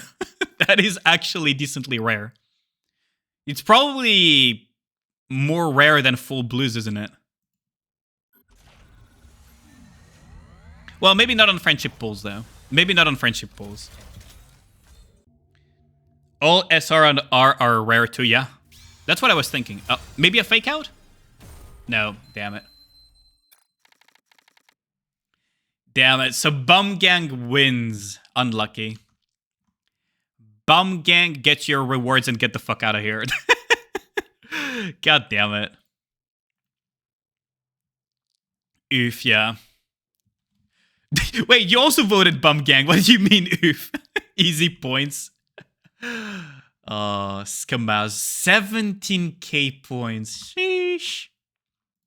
That's quite a bit. That is quite a bit. Let's see. So at least we have that weekly done too. Also, why am I getting... oh, recruit Nick is 9,000 times, yeah. It's also funny how it just disappears once you reach freaking 20,000 recruits. So what are we missing here, actually? Claim outpost twice, rookie... oh, wait, I didn't finish doing rookie, did I? Wait, I forgot to do to finish rookie. Yeah, I got sidetracked again. Oh, thanks a lot for the follow. Much appreciated, Lance. Thank you, thank you. Wait, I completely forgot to continue striking people. This loses to this, but it probably loses even harder to this. Slow, slow, quick, quick. This probably loses to this, right?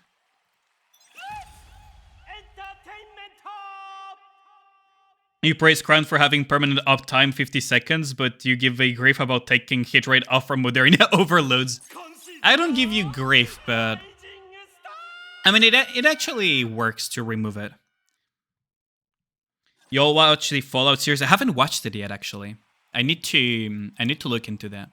Also, this thing is omega slow. Doesn't this die to this? Oh well, it's probably still faster too. Let's just slash this away.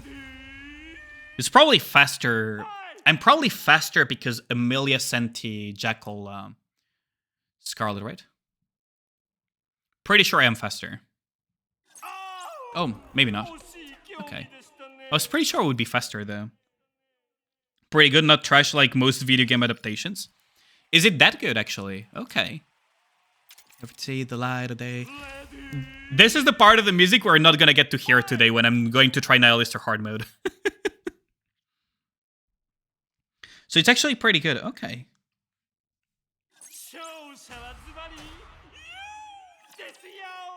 I'm gonna need to watch it. Is it on Netflix or on what is it? On what is it? Is it like on Netflix, maybe? Last of Us was really good. I haven't watched that one either. And I'm so far behind on series. Holy shit. I need to watch so many things.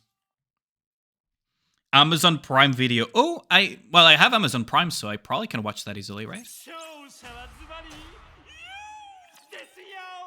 Okay.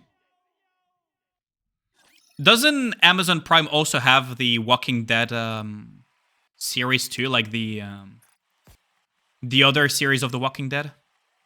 I have so much to watch on Amazon Prime now, don't I? I have a lot to watch on Amazon Prime. Insane. Don't mess with me. The Boys as well. And I need to finish watching The Boys. That was such a good one. I haven't finished watching. It's just hard to squeeze the time to watch series when you on top of streaming and making videos and everything. Today, down in pain. See the light. Okay, so that's daily's done. Oh wait, I forgot to claim it. There you go. Time for. Oh yeah, I need to open. I need to open these in case that's a level up. It's probably not, but.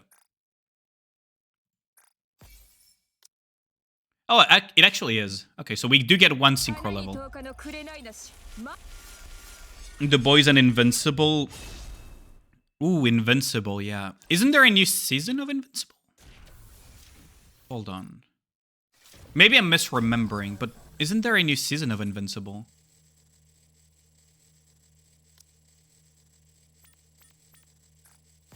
Yeah, there is, right? Oh, man, I need to catch up on so much stuff. It's actually insane. I need to catch up on so much stuff. These I don't mind cracking open because it's not core dust. And I'm not at those breakpoints yet where it actually does matter. So we're at 368 now. Nice. Oh man, that's gonna be a list that I'm gonna need to make. So that when I'm on vacation, I just watch those. When I'm chilling or something. Okay, so we're 368. Time for some hard campaign. Chapter 20. Left today. Down in pain. Now you never see the light of day. Okay, so we're probably gonna use. Why is. It's twice the same team. Okay, so. Oh, thanks all for the follow. Much appreciated, Carnage. Thank you, thank you. There we go. I actually like having Scarl SBS on that one. Is this one? No, this is fine to use that. Soon Alien will be 69, yeah. Aren't you going to level up like 8 times after pushing to chapter 30? Yes, absolutely I will. Absolutely I will. You can be damn sure that I will be that I'll be leveling a lot once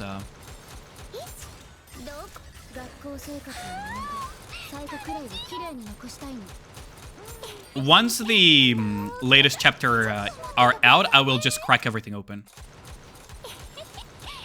Oh, there's a problem.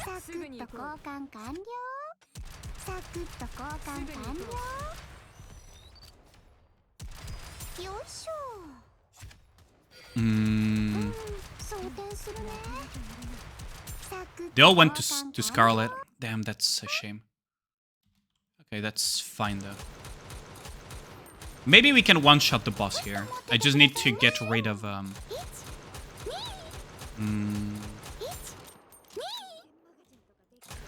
need to get rid of this attack down, and maybe we can one-shot it.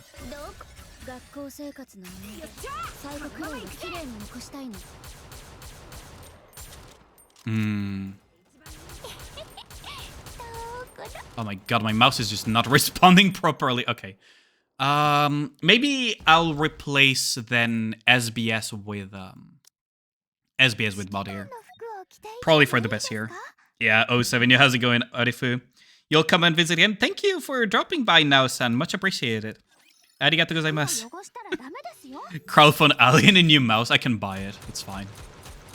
It's just very, very annoying. Oh wow, mod got actually one-shotted there.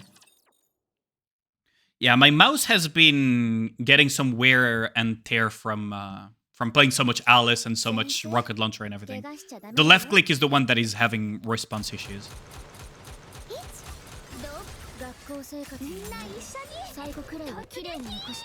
Jesus Christ.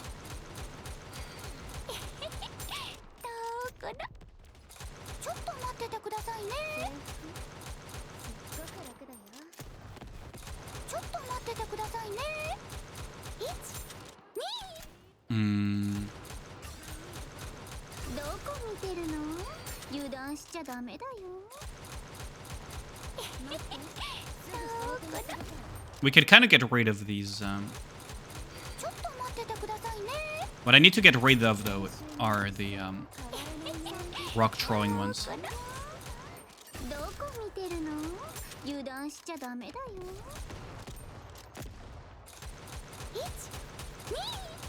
Attack down, rapture out. And then we just burst gen and kill this thing simultaneously. This one is a defense down, so it's kind of fine to some extent to let it go off. It doesn't really matter.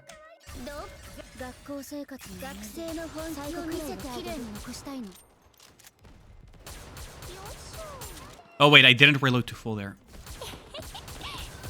Oh, that's really bad. Also, I don't have aim assist on, so that's a problem.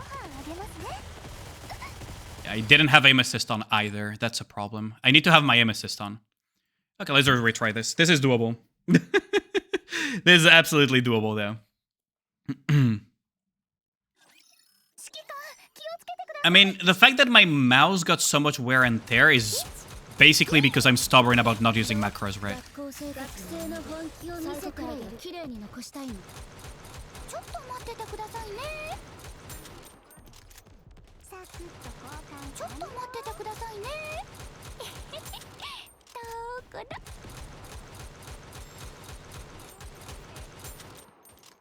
Okay.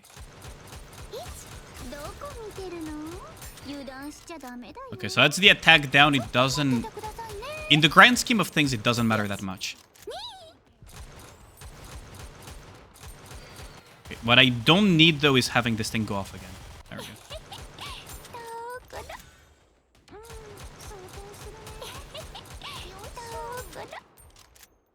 How's my day as per usual? Pretty good. Thanks a lot, Dreadlord. How's your day been? Chop chop, I put your water ball on the ground. Thanks for the hydrate. I'll deal with it in a bit. We should be fine. It feels bad to have a 13 ammo Alice, but she has good lines overall, so... It is what it is.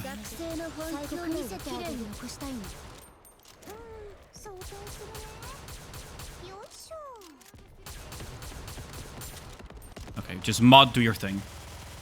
There. Your day has been fun. Thanks for the hydrate, by the way. Let me just drink right now.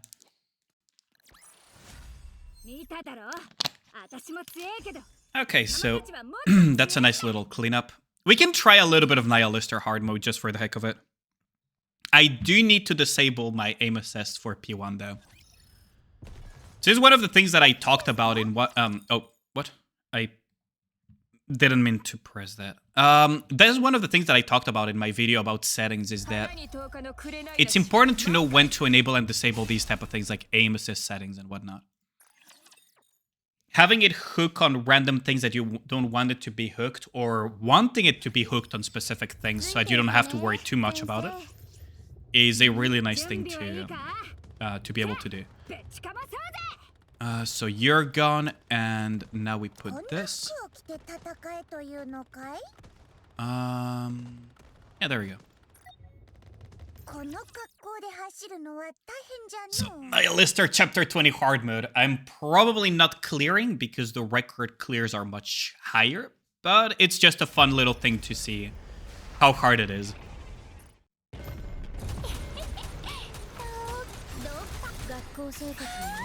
Oh, I burst too soon. I 100% burst too soon. Timings are not gonna line up now. Yeah, timings don't line up here. Okay, I need to wait for the rock to almost hit my face. That is one thing that I've been figuring out. I need to stagger my burst long enough to not get to not have that issue. So even though I could burst here. Oh fuck! I do need to not cover there though. Or at least cover with Alice so she doesn't get one shot. The Rocka though is something else.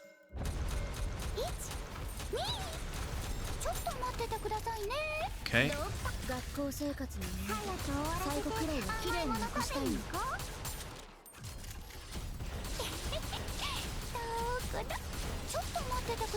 There we go. And now we did the circles. Now we take full control of Tia. So that she taunts here. And then we have Red Hood just burst this in the center. 1, 2, 3. Now that shield is gone. And now we have good time. Now we have the good timeline.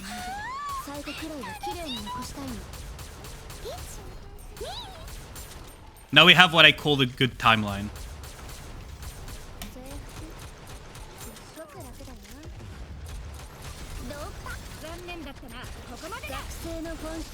Because now we can just go like this.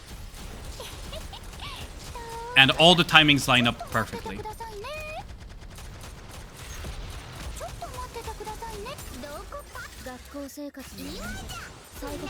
1, 2, 3.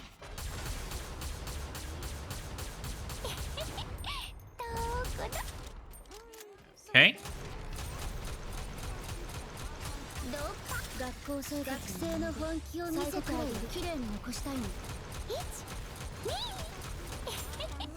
And we get rid of these rocks just in case. Now the problem is gonna be here though.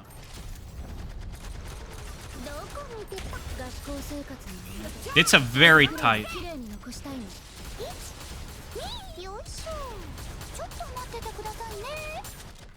Okay, we're good.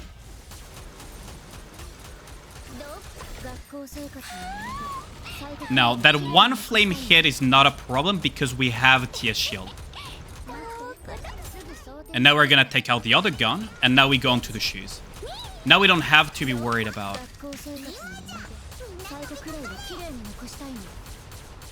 Now I do care a little bit about those rocks though.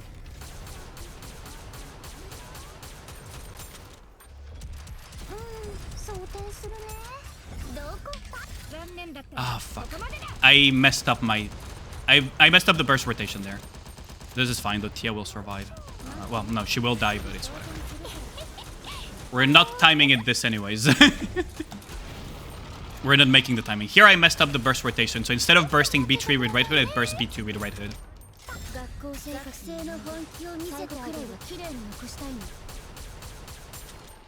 So she transitions into phase 2 at around 400 health bars or something. Oh fuck! I messed up the timing there. Yeah, and we time out. Unfortunate. Should I give you the honor of doing dailies on your account review? Dailies maybe not, but I can definitely do your account review. Can definitely do your account review. Can you DM me your email, Yami? Is it possible to add a second login to Nikki for the purposes of account review? I mean, it's easier if you do the one-time passwords with a level infinite linked account. It's definitely easier if you do it that way. So let me just close this out and just put the account review thingy. So I will just need you to DM me your email and I'll have your level infinite thing send you the code. So let's see. Let's see. So if you can DM me your email, Yami, because your dummy self linked it to Google. No, that's fine. That's fine. You can have it. Mine is linked to Google. I don't know. I don't know my own password. I have it linked to Google, but I also have it linked to Level Infinite. And what Level Infinite allows to do is to do one-time passwords.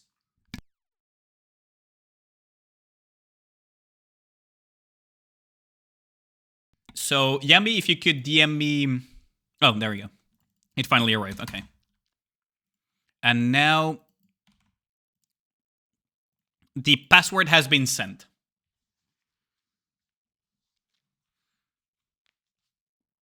So now you just need to DM me back the code.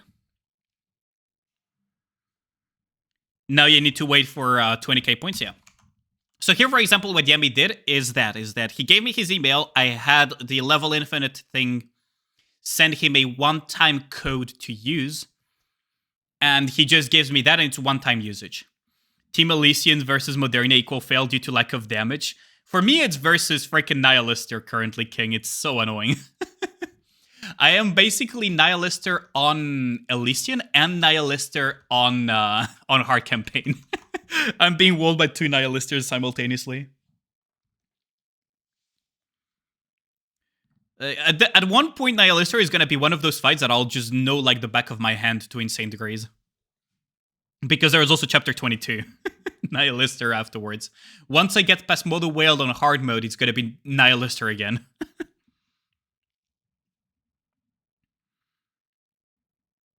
If you could mail people channel points, I mean, yeah.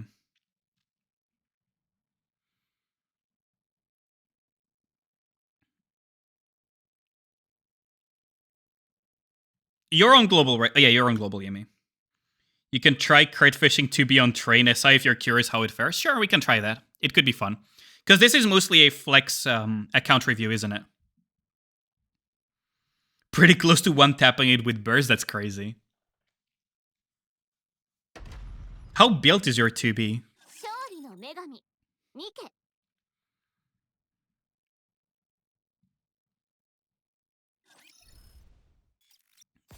So, I'll assume that this is a flex account review because for those who don't know, Yami is one of the resident whales of my chat.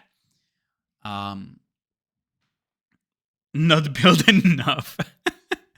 Fair enough. So let's see this account. Oh, Scarlet is your max score. Do you have like almost everything at max score? I'm surprised you didn't go for Rem max score actually. Max score, max score, max score, max score, max score. Yep. Do you have every Nika except Rem at max score or something? Let's see. Oh no, you're still missing Isabel and Novel and Soline. And Emma as well. Power, you didn't go for that. Cocoa is missing. Frema, then Marciana, Eleg, Moran, Milk, Christmas, N. Okay, so you're pretty close to that, though. Yeah, he's the Neva guy. You tried, but shafted. Oh, that's unfortunate. I see. I'm surprised you didn't go for at least MLB aid, but then again, you don't need to rush it, because you have a lot of blue tickets, I assume. Oh, wait, you don't. Actually, you got shafted pretty hard, huh? You're actually low on resources. That's rare. I just realized. That is actually rare. Okay, so let us begin the account review, though. Have you seen the free Mechanica? Yes, I have, Kilo. Her kit is interesting. Her kit is actually quite interesting. It's gonna be hard to judge until I see how the HP thing and damage interacts properly. So let's see. So you have Scarlet with ammo elemental, that's good. Attack ammo, that's good. Ammo crate damage, that's unfortunate. You don't need crate damage or charge damage, but you have ammo, so that's still decent. And then you have ammo crate damage. Ammo is decent, so you're good to go. 10, 10, 10, so that's a PvP Scarlet. And of course, because you have so much ammo, you go Bastion. 8 is wishlist anyways. Yeah, that's true.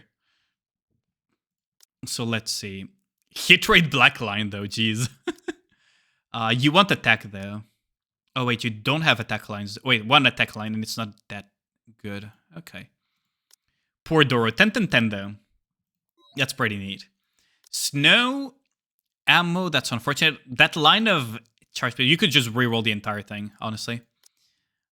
Attack line, that's nice, but you can probably reroll the entire thing. This one, you can lock and reroll the entire thing. And this one, you can probably reset attributes, lock and reroll the entire thing. Depending on how much you care about the charge speed lines for 5-second buffers. We don't talk about my rock luck, please. Hold on. No, that is unfortunate indeed.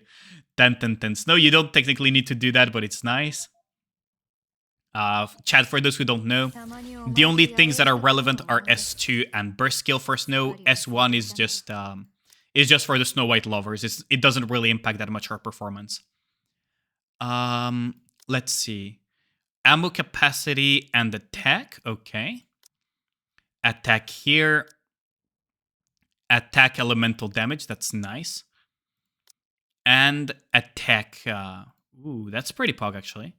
Ooh, you don't need to go 10, 10, 10 on SBS. 10, 7, 10 is more than enough for all intents and purposes. But yeah, she probably goes infinite on her own, like, very easily, even without ammo lines at this point, huh? Do you have even an ammo line? Yeah, you still have an ammo line, though. She probably goes completely infinite on her own. You see, Nick is full OL, 20 rocks minimum per unit, if not way more. Jesus Christ. Oh, CP padding, I see. Oh, so this is the infamous 2B. So elemental damage. Attack is not that useful, but it's a nice bonus, I guess. Elemental damage, elemental damage, elemental damage, and elemental damage. Ooh, if you had crit damage on top of that, that would be amazing. She's probably 10, 10. Yeah, she's 10, 10, 10, and you're probably, yep, Relic Vigor Cube. So that's the 2B, nice. Still farming points for that surprise plus account review. Yeah, damn. No boobs or ass, just pure mecha. Oh, you haven't seen the pilot then, Dreadlord. So let's see. Charge speed attack, not the best, not the worst. Attack on last line, you can probably just lock and reroll the entire thing. This is a lock and reroll again as well. You want attack, elemental, charge speed, and 1 line of ammunition on her. Again, attack here, you can probably reroll the values. And here it's a, yeah, lock and reroll the entire thing. Wait, you have attack on final lines on almost every piece. That's kind of lucky, but unfortunate at the same time. 10, 10, 10, that's good. And reload speed because you don't have max ammo lines, do you? No, you don't have max ammo, so that makes sense. Okay. Made Pravity next, you have hit rate is not that useful, crit rate is not that useful. So this is a full reroll on the helmet. Elemental, that's good. The rest is basically reroll, so you could just reroll the entire thing and hope for attack elemental. Attack blue line, you could in theory lock and reroll, or lock revalue and then lock and reroll, but honestly, you can just leave this one be because you don't have rocks anyways. Ooh, blue line as well in the first line. That is unfortunate. Do not believe my sniper SG. You don't need hit rate on her though, because she already increases her hit rate by so much by just auto attacking. 10, 10, 10 though, that's really nice to see. And reload speed cube. Okay. Ooh, the Tovi full OL. Max ammo, that's good to see. Max ammo again, that is good. And you have max ammo here as well with some elemental damage, that's good. And max ammo. So your Tovi has how much ammo at this point? Probably 200 ammo or something? Hold on, how much ammo is this? 36, so 36, 68, 64. So it's all different lines. So each get applied individually. That means, yeah, you probably have close to 120, yeah. 10, 10, 10. You like to see that. That means that your shotgun teams are just eating really good. Yeah, because it's 30%, 30%, and then, yeah. Let's see. So max ammo, that's good. Attack, so this is basically, honestly... Honestly, look, yeah, this is gonna be fun for you, isn't it? That 1 line of hit rate plus attack, so you probably want ammo on the other thing, so lock and reroll this one. And then this one, you might as well just reroll the entire thing and just hope for better 10, 10, 10. That's good for campaign push. You're going to blow up your wallet for the new skins upcoming? I'm not sure yet, actually. I'm more partial to putting Bastion or Resilience on Naga, actually, over Vigor. 10, 10, 10, that's good. And on her, you kind of just want fucking a mix of ammunition hit rate and then attack elemental. Because she actually does a surprising amount of damage. But you don't need to reroll the values just yet. You're not at that point. Oh, your MG's 80 plus rocks is what you see there? Jesus. Black line of ammo on the final one. That is a lock and reroll. Holy shit, that's amazing. Attack line. Ooh, that is also a reroll as well. Because you need ammo on her to some extent. And elemental damage. Attack, ammo, critical damage. You can kind of just leave this one be. You could reset the attributes though. For higher values. Elemental damage. This one you can just full reroll. You can aim for attack plus ammo or attack plus elemental. But damn, nice. Black ammo and black attack. 10, 10, 10, of course. And the Bastion Cube. That's really nice, though. Gotta love to see that. You don't need to reroll these, but ammo is always nice to have on Tia. 10, 10, 10. Okay, so CP padding Tia. Because the only important skill really is S1. The other two, you can leave them at 4 or 5, roughly. So 10, 4, 4 or 10, 5, 5. Later, full OL for the CP padding. 10, 10, 10 for the CP padding. Okay. Because S2, you can leave it anywhere between 4 and 7, basically. Okay. Alice, let's see this. Ammo capacity, kind of low. You probably want to just full reroll this for a better ammo and attack. Or you could just reset attributes if you just want to have that one line of ammo for now. Attack charge speed, you want to reset attributes for higher charge speed if you don't have other lines. Attack, ammo, and charge speed. This is a really good piss, actually. And you have charge speed here. Oh, so you can just fucking full reroll. You can just fucking full reroll this and aim for attack plus something else. You already spent 10 rocks just last week on Alice headpiece. Jesus Christ. Yeah, that is unfortunate. The gloves are also a full reroll, technically. I'm sorry to be the bearer of bad news, but the gloves are also a full reroll. Because you may as well just aim for attack plus ammo, attack plus elemental, or ammo plus elemental or something, rather than locking and fucking rerolling. Especially because attack is the first line. One ammo here. This ammo is so unfortunate, though. Jesus Christ, that's such a low roll. And yeah, ammo here. So you technically do have some modicum of ammo. It's not the worst. Alice is close to 80 rocks, if not more. Sheesh. 10, 4, 4. Yep, this is good enough. Personally, I do 10, 5, 4. 10, 5, 10 because why the fuck not? But pretty solid Alice overall compared to the average Alice that I've seen. The summer neon. So this is the water. For those who don't know Yami, by the way, Yami is nicknamed the waterbender for a very specific reason. So let me just give you guys a little rundown of what his water-coded Nikas look like.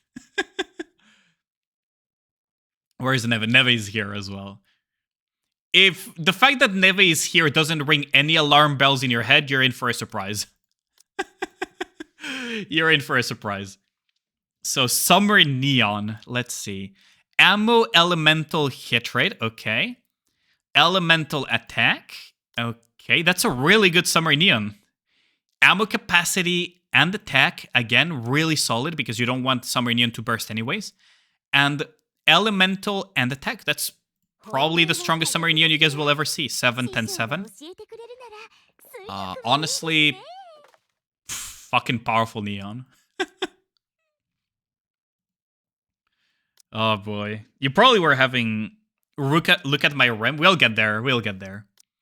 Attack, crit rate, that's okay. Elemental, attack, crit rate. So you have 2 lines of attack, 2 lines of elemental. Kind of unlucky, but on SNEs, you basically want that. Attack, elemental, and then whatever mix of crit rate, crit damage. Because again, the little missiles can crit. Okay. We're getting to Leona, so 4, 10, How about 10. I waterboard you? Oh, thanks for the instead? hydrate. Much appreciated. Where's the paper, Mario? How's it going, Mr. Gao? We are account reviewing right now Mr. Yami, aka the Waterbender. So 4, 10, 10. Personally, I feel 7 is more than enough for S2. And then just increasing the S1 and burst, especially the burst skill, but that's just me. Max ammo, that's nice with hit rate, and blue line of charge damage, that's unlucky. Hit rate, okay. I mean, that's workable. You don't need to reroll lines anyways on her. Now, let's see. Charge damage is very cope on Maxwell. You don't need that, so this is a reroll piece. This is another full reroll piece. This is another full reroll piece. I'm assuming that Maxwell is not your priority, and this is basically a full reroll piece as well. Attack elemental ammunition is what I would personally recommend to Maxwell. 10 for 10, that's exactly what you want to see, because the S2 is kind of cope, and you don't really need Onslaught. You probably prefer Bastion once you have some lines of ammo, or Resilience probably. Or you could go something else, even fucking Wingman, just to generate burst. Maxwell only 15 rocks spent, so that's fine. Copium. No way you spent 15 rocks on Maxwell for this. Jesus Christ. What is your rock log, man? Like, you weren't kidding. That is so bad. So here is the core 4 rem. So let's see the rem. Elemental ammo crit damage. Okay, that's not bad, actually. That's really solid overall. If it was an attack line instead of critical, this would be full bis. Let's see. Attack, ammunition, elemental. That's full bis, actually. And then elemental. Well, this one is basically a full reroll. You want elemental attack or elemental ammo or attack ammo. And attack crit rate. That's a pretty scary rem. And 10, 10, 10. Sheesh. That is a scary rem. This thing is gonna fucking blow up some heads. This thing is just gonna blow up heads when bursting. Holy shit. Didn't say any, but you OL'd and rolled a plus this week, and oh boy, you're rock locked. Yeah. We'll get to her. We will get to her. Attack hit rate, attack, that's fine. Attack. And elemental. Ooh, not 10-10 or 10-9 or 4. Okay. You do need to still work on your Renoir a little bit. S1 and S2 generally recommended to be at 10, and then burst skill anywhere between 4 and 7 is what I would personally recommend. Okay.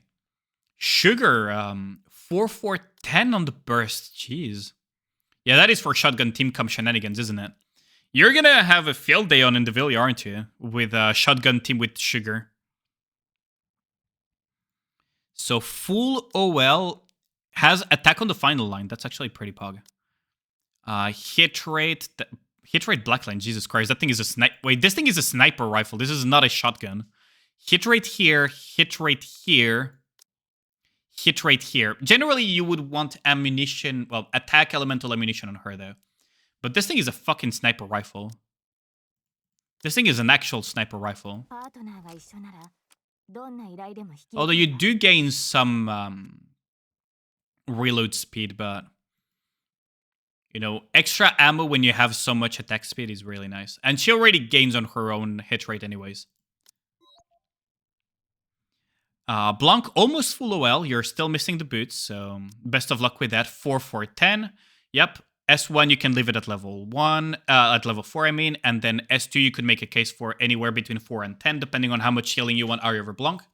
The most important one being level 10 burst skill. Okay. 4-4-7, that's fine. Full OL master though, okay. Full OL privity with attack elemental. You probably didn't reroll this, did you? And then 10-4-4, that's exactly what you want your privity to be at. Volume 477, the luxury crit rate, crit damage investments for the 2B. That's gonna be fun to try out. PvP noise. And then we have Drake for the shotgun comms. Then we have Small White with OL. Okay.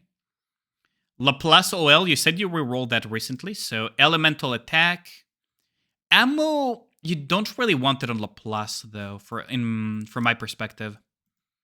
It depends on how much you value her last bullet mechanic, which is still a pretty hefty amount of final attack as additional damage.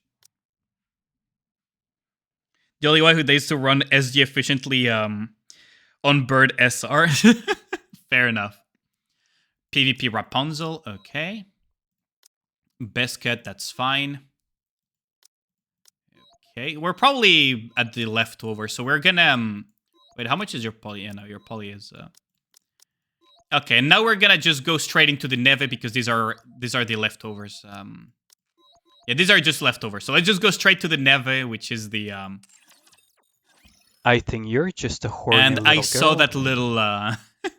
I saw that little OL on Dola. I won't tell. Don't worry. Let's see the Neve there.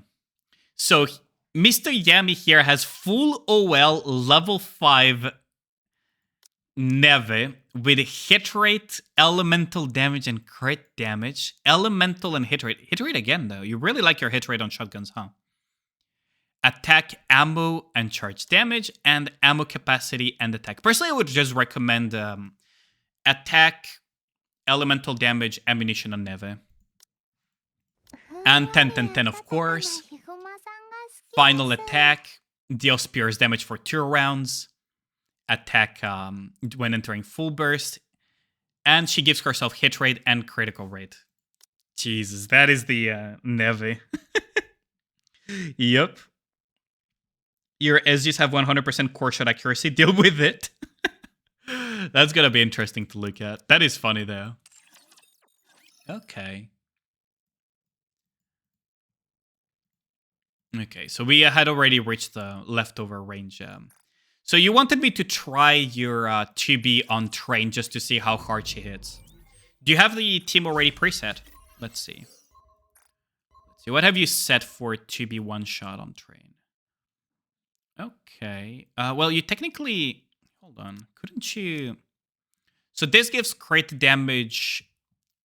Oh, wait, but you need HP fall below 70%. So you do need to burst with her. Okay. Then you have Tia, and then you have Lude. Lude, okay. Team 1. Okay, I'll just mock it first just to see how this works. 2B must crit first hit of burst for the full auto. I see. Okay, let's see how this goes. I'm surprised it's not using...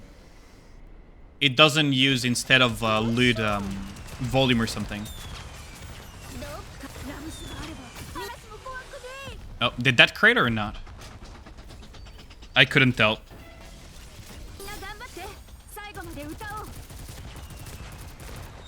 I honestly couldn't tell.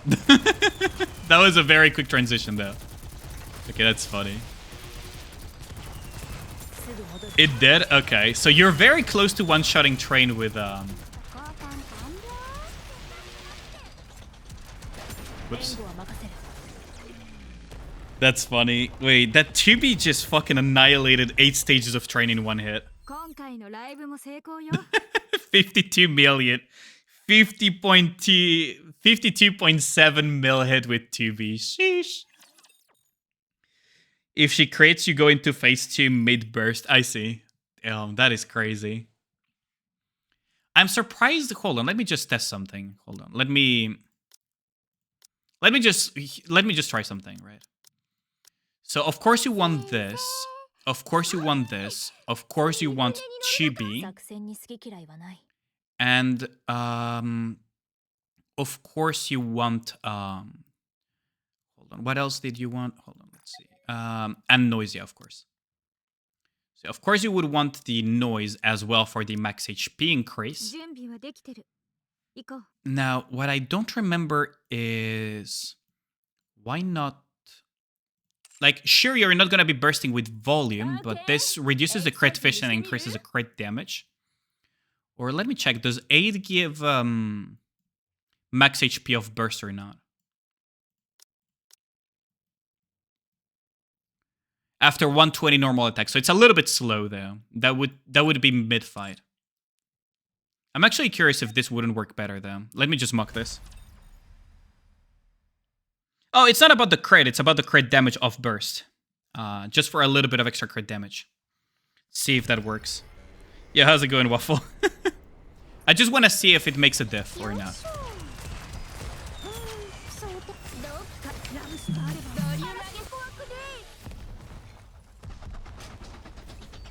Not enough to one-shot, though. Okay, so Ludmilla does provide some damage there.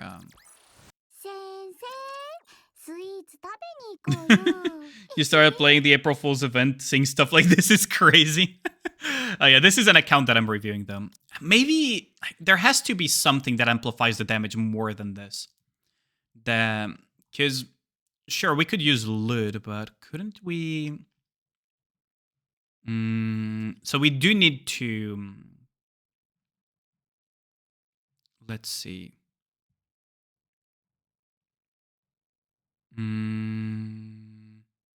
I feel there's something that could amplify the damage that I'm forgetting exists. You think I didn't try everything? Yeah, how's it going, Gugita? I mean, no, I'm not saying that. I'm just thinking...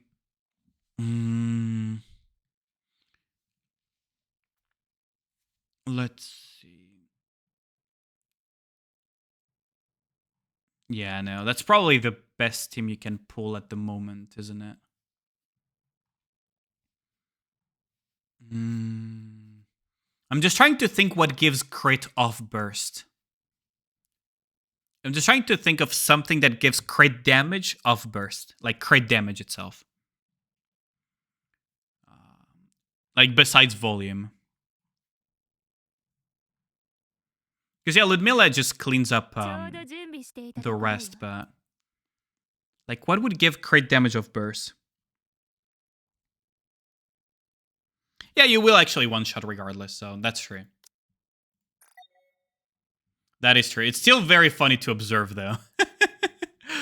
I just do it one more because it's fucking hilarious. What I could do is delay the burst a little bit so that Ludmilla stacks some of that damage amp.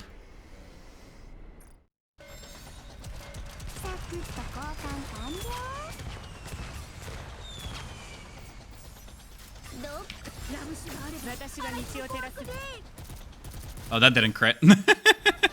That didn't crit. Train... You will get there in a year or two. No, it doesn't take a year or two to get to one-shotting Train. It takes way less than that. Especially with the Nikas that are involved now. Especially with all the new Nikas that have been added to the game. Oh, wait. I need you to... There. Please crit? No, it didn't crit. It doesn't want to crit anymore. Okay, so what I need to do is taunt with... There. I need to stack this damage amp. There. There.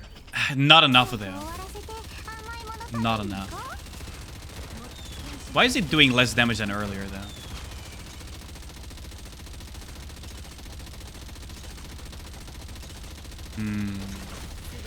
Is there a buff that I'm not catching? I know that feeling. Is there a buff I'm not catching?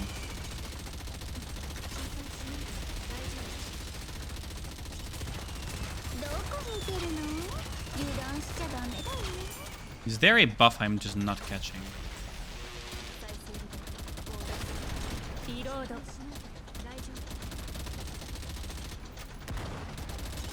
I feel like there is a buff that I'm just not catching.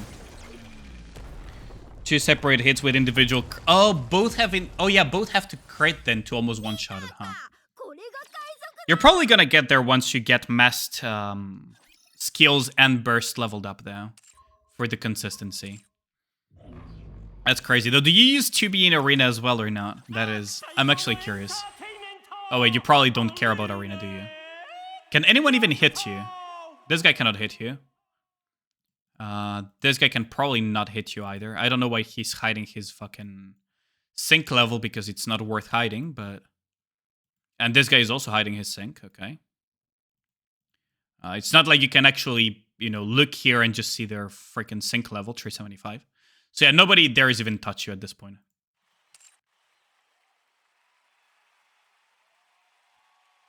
You've been planning stuff out, so you have MLB RAM and volume, plus 2 helm, and now Kilo. You're debating trying to MLB Crown as your 5th. I mean, you could always go for it if you have the resources. But that means that you're gonna get check history. Hold on, let's see. How long ago has it been since you last got hit? They still try to hit you, huh? Oh well, you get hit like a couple of times. Oh, this guy actually tried to hit you. I think I know who this guy is. Okay.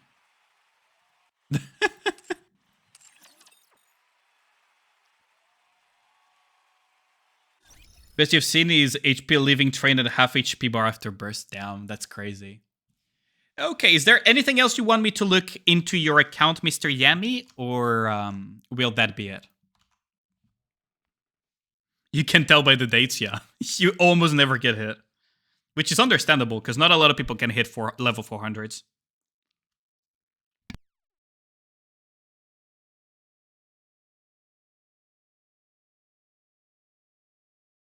I'm actually curious, where are you in hard campaign?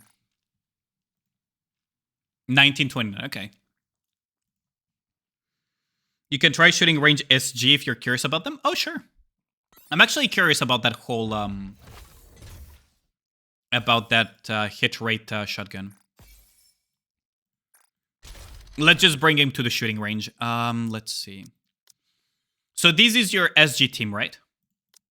Or I assume this is your shotgun team, right? Or do you want me to... Hold on, let me just make one. Hold on. Let me just make a shotgun team real quick. So we need Tovi for the speed. We're gonna grab Leona because why the fuck not? And then we are gonna grab Privity. We're gonna grab Neve. And we're gonna grab your sugar. Let's just look at this. Oh, UR is just a freaking training dummy at this point for us. Like, UR is just training dummies at this point. I'll check UR history in a video. Okay, so let's see. That's a lot of core hits for Privity for sure. Jesus. Let's just get rid of these. Oh well, yeah. What the fuck is this? So the side is exactly the size of the side is almost exactly the size of the freaking white marker. That's kind of funny. Also, Neve just hitting really freaking hard too. Jesus Christ. She's no longer a freaking shotgun. This is an MG. This is like an assault rifle or something. Look at this speed.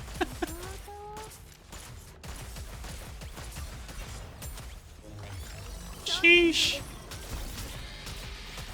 And let's see the Neve. I'm actually curious about the Neve. Jesus. Look at all the core hits though. That is pretty impressive actually. But then again, it is Material H. It is Material H. Shotgun heaven, yeah. Leona S2 level 10 plus hit rate lines. Yeah, they're basically snipers at this point. That's actually pretty funny to see. It does influence for seconds. So you want me to check the records, right? Yeah, so you soloed Material H and you soloed... and you soloed it. You're probably soloing most of the things, the most annoying ones every day, aren't you? Okay.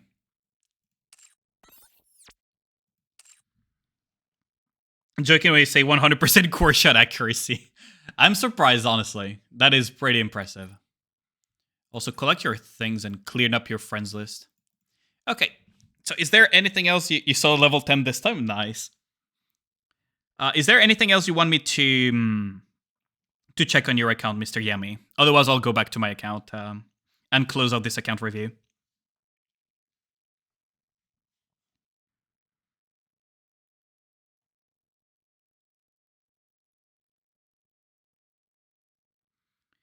Account reviews are now account flexes. Some of them are, not all of them though. If you want to try my hard mode 19 boss, he's water weak. Hard mode 9. Oh, it's the one that I cleared recently. Okay. Wait. Oh wait, you haven't finished the. No, you have. Okay. I was gonna say you. I would be very surprised if you hadn't cleared chapter 28. I was gonna tell you to hurry your fucking ass to clear chapter 28.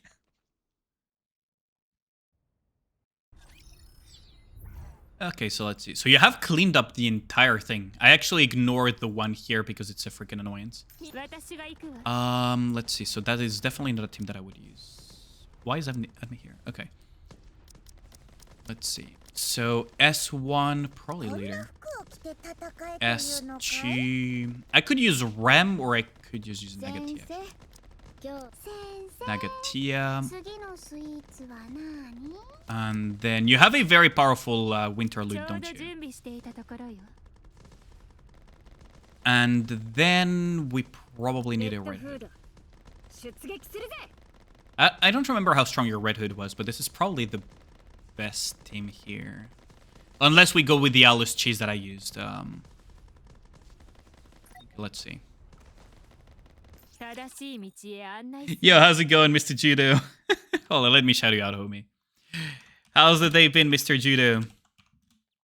Guys, check out Judo Kame. He's a really good friend and he's amazing. So let's see your chapter 19, Mr. Yami. Red Hood, no ammo. That doesn't matter. It's not a problem. Doesn't really take that much.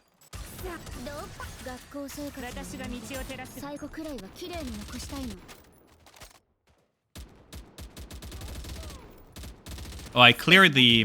okay. Wait, I cleared those things surprisingly quickly.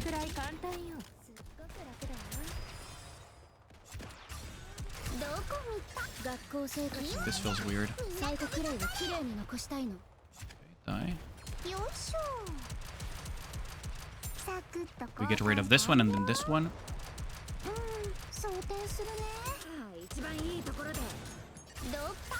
This is really oddly timed though. And we get rid of the mono eyes and then we just get rid of these. Then we just clear these. We clear this. This. We don't really care about the defense down. Okay.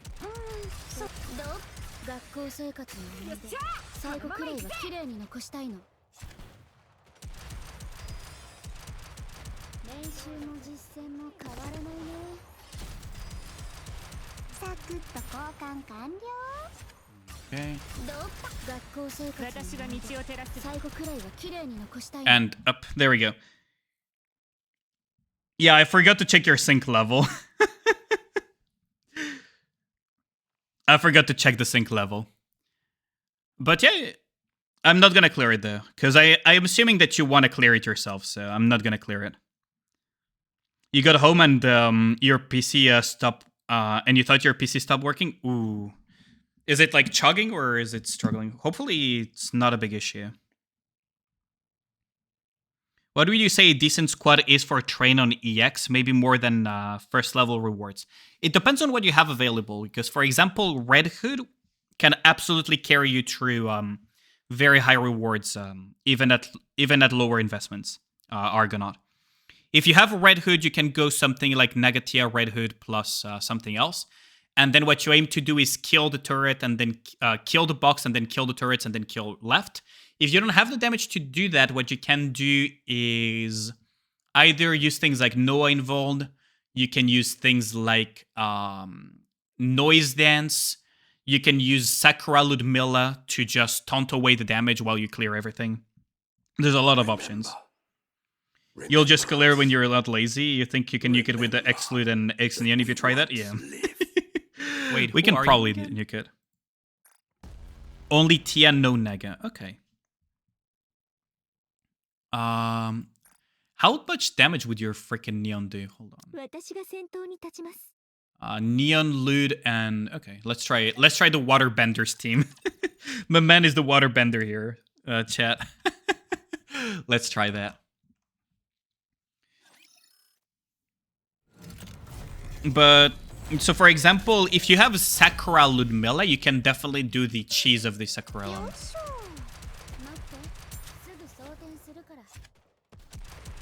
I'm actually curious about something. I'm actually curious how freaking Summer Neon does.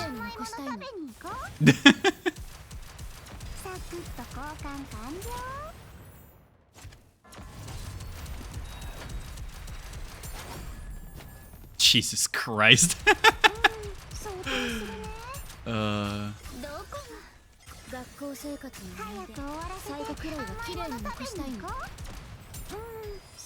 Jesus. Okay, so you do need to get rid of the Monoi's though, because they can still kill you even with this level of advantage. Let's watch this Summer Neon copium. Fucking Summer Neon still does negative damage.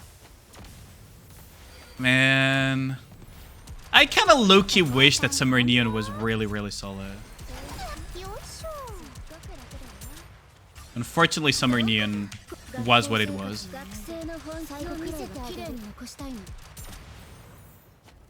And now you're just mano a mano with the boss.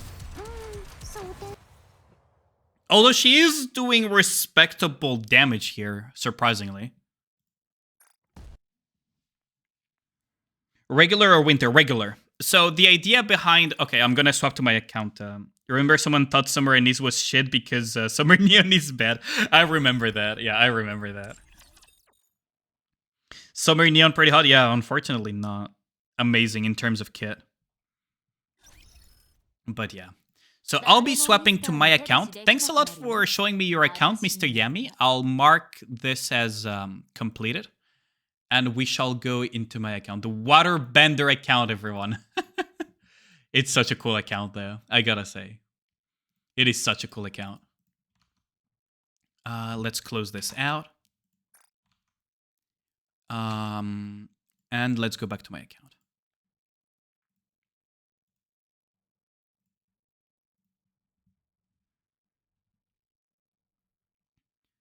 So let's see.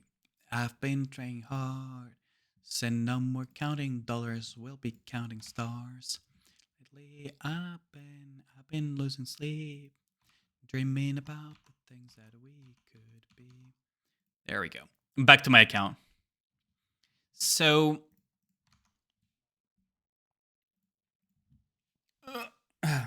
I'll explain a little bit of train strats just real quick.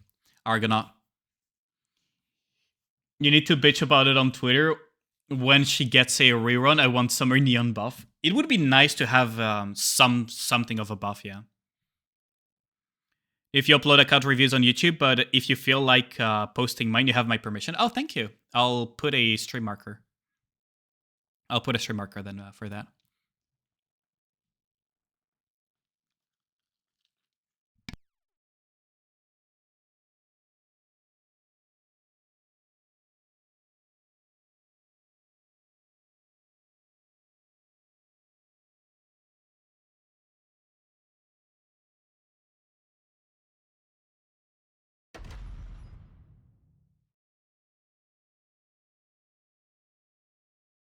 But yeah, I will showcase a little bit what I mean by train comps. Just so you guys have... I will make a guide about this on my special interception guide when I get to that after the overload guide and the other guides. But you will have a special interception guide in the guide series 0 to Hero, so that you guys know exactly how to deal with everything. So do be on the lookout for that once the special interception guide is out. It's still a little bit further ahead in the pipeline. So, common team comps for this. So if you have Red Hood, you already have a very good DPS to deal with it. So, let me just show you, for example, Sakura Ludmilla. Right? Sakura Ludmilla is a very special type of comp. It works because Sakura will debuff the boss by decreasing its damage dealt by 67%. And Ludmilla on her S2 will taunt for 15 seconds. and reduce her own damage taken by 43%, meaning that when you combine these two, you have 100% plus damage reduction. Meaning that Ludmilla will keep the train taunted permanently if you burst correctly on cooldown and everything. And for 30 seconds, you will not have to deal with train's damage. So you have 30 seconds to get to phase 2. After that, it's just a damage check. So you can do whatever other damage dealers you want to put in. So you can put Red Hood, and then you can put, I don't know, freaking something else. And then you put your B2, so I don't know what B2s you have. You can put, I don't know. Fuck it, you could even put fucking bunnies, right? But the idea is you put your B1 B2s and then you deal with the rest. What should I put on this one though? Oh fuck it, let's just put Blongmore. Just for the sake of explanation, right? So hold on. Let me just get this right. Yeah, there we go. Okay, so better than Biscuit Noah? Yeah, it is. It absolutely is. So, do you know Miyu? Yes, I know Miyu. Isn't that the person from Skyfall? Or is that the different one? Okay, so of course you have to deal with these, it doesn't matter. Okay, so I'm gonna burst with this. Oh wait, and then you enter full burst. So you see that my Nikas are taking a lot of damage, yet Ludmilla, see, she's taking no damage whatsoever.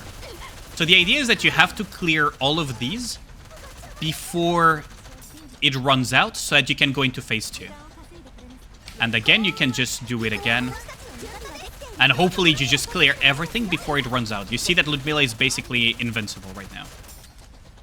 Once the debuff and everything runs out, Ludmilla will be back to being vulnerable. And that is a very key thing to keep in mind, is that once it runs out, your the team comp falls apart. Because your objective is to get to phase 2 ASAP. Your objective is to just get to phase 2 as soon as possible. And once you're in phase 2, is just a DPS race of balancing the missiles and killing the circle. Okay. So that's one comp, the Ludmilla Sakura. The rest is just flex. It's whatever you have available that would make sense here.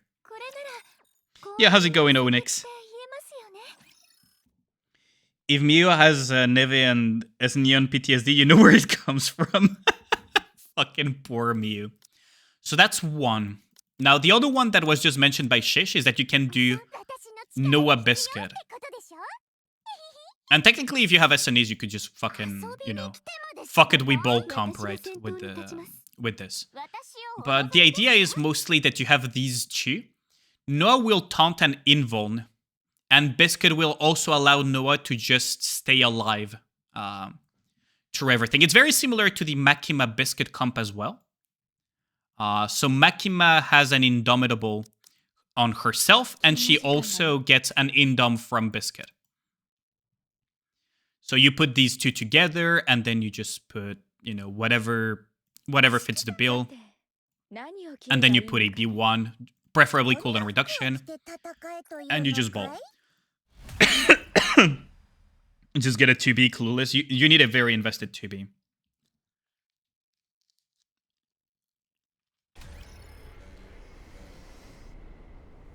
So this is a similar concept to... it's a similar concept to the other comp. Is that your objective is to abuse Noah's invuln and also abuse Biscuit's own thingies. So here you would burst and then burst with Noah and then burst with whatever you're running. So in your case, probably Red Hood and something else. And then ideally you would clear these things. Now fear not, because Noah, even though she's a little gremlin that almost died, she will get twice... oh. Please target Noah. Hold on. Please target Noah. There you go. Okay. There we go. So now she's gonna get targeted. And you will... Oh, wait. Did she already run her 2 thingies? Okay, so let me just put it this way. She will have twice per battle. Her HP cannot fall before 50%. Below 50%. She becomes invincible for 5 seconds. Twice per battle. And that is the purpose of the comp. You know that the Noah simp on Twitter that spends his life trying to find full auto comps for SI bosses? Yeah, I know that guy. Yeah, I know. Shame no Biscuit or Sakura. If you don't have Biscuit or Sakura, you have the final option. Well, not really final option. There is a bunch of team comps. But what you can do... Oh boy, I do not miss this comp. I do not miss this composition. So I don't know what you have as good B2s. Let's just assume that... let's just assume that you're gonna run, I don't know, a freaking... I don't know, let's just assume that you're gonna run whatever. You could even run bunnies for all intents and purposes. But let's just assume that you're gonna run something. Doesn't really matter. The key part of this is noise. Your first train clears squad with 2B instead of Scarlet, yeah. No worries, I'm just explaining comps. After that, it will be kind of on you. So...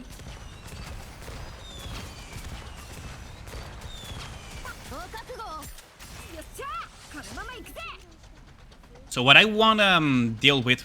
Generally, you don't really want to burst to deal with those, but here we are. 1, 2, 3, 4, 5. 1, 2, 3, 4, 5. 1, 2, 3, 4, 5. 1, 2, 3, 4, 5. 1, 2, 3, 4, 5. And generally, you want to be done with this nonsense by bursting with Red Hood or whatever, and then just get out of here. But that's the iframing method with noise, so I'll show it again. So with noise, what you can do is permanently taunt the train with full shot hits.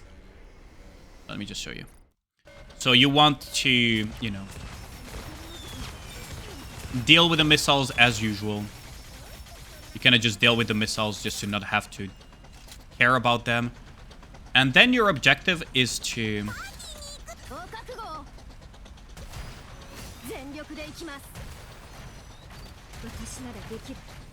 Oh, that didn't taunt soon enough. Oh. I probably should have just showcased the iframes. It's very reset heavy because if you fuck up, you'll have to reset every time. But you can get a full clear out of this. Because only noise is the slot that that you need to care about. Because you have to full manual noise. It's a full manual team comp. So here you really want to start the fight with this thing taunted. 1, 2, 3, 4, 5. And then 1, 2, 3, 4, 5. And then 1, 2, 3, 4, 5. And while you're taunting the train, ideally your Red Hood is dealing with the rest. Same idea here. And hopefully you survive, right? Now the turrets have a 30% chance of missing. And afterwards you just deal with the rest. The missiles are also iframeable, yes indeed. They are absolutely iframeable, but it's just for the purpose of demonstration here. Having trouble pushing Gravedigger past stage 5, any advice, or is it just level up to pop circles faster? Gravedigger is a lot about hitting the circles properly. So I don't know what team you're using, but a common thing to use is shotgun for early on. It used to be a thing. Now you could always just run fucking Red Hood and just ball, honestly, because Red Hood just destroys that thing to shreds. The idea for Gravedigger is really to be accurate with popping the circles and having good timings for the bursts.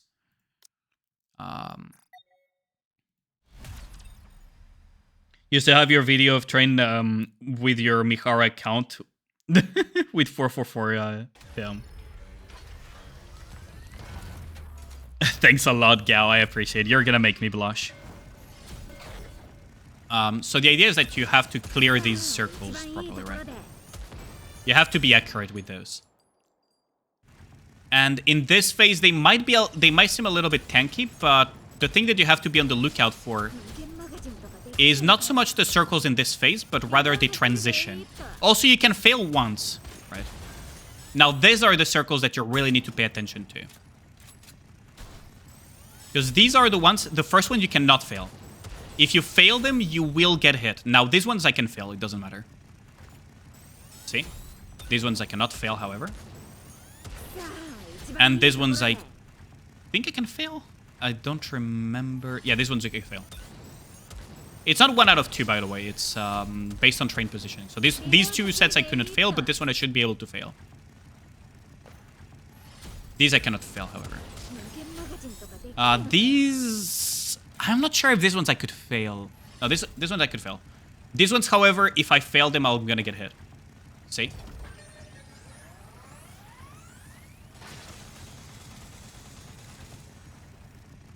And it really is a matter of you don't need to clear them every single time. If you know that you can fail some circles, you can kind of just, you know, do it. You just need to be very accurate with the circles and deal with them. Commonly, what we used to use was Shotgun Squad, but these days you can just fucking Red Hood ball right. Level 105 on Red Hood.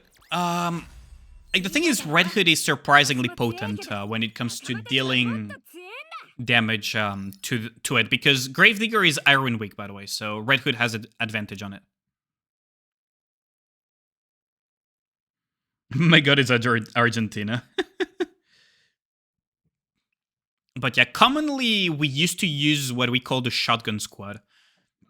These days you can just ball with Red Hood and then just put whatever allows you to kill it faster, for the most part. Especially if you know how many circles you can get away with. There. And then the final slot, you could put fucking Scarlet, you could put... Maybe not Modernia, though. Or you could just put shotguns. You could also play bunnies with shotguns. That also works. Now, the reason why I say that shotguns are really good for dealing with Train...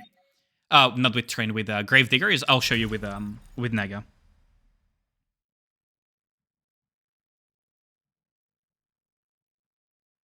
Yeah, it is rough, though. So, Gravedigger and Train are the roughest in this. See? Even though I'm not aiming accurately, I'm still cleaving, right? Because shotguns, they have a pellet spread, but also it's very close to us. It's at a very good range to just hit. See, shotguns are really good at dealing with Gravedigger, see? Because even if I don't hit with perfect accuracy, as long as I'm roughly accurate, I can kind of cleave it. Even though I'm not perfectly on the circle, see? The pellets are still hitting somehow. And that is good enough, especially because close range, see? Much easier than if I was on an MG or anything else. I barely have to think.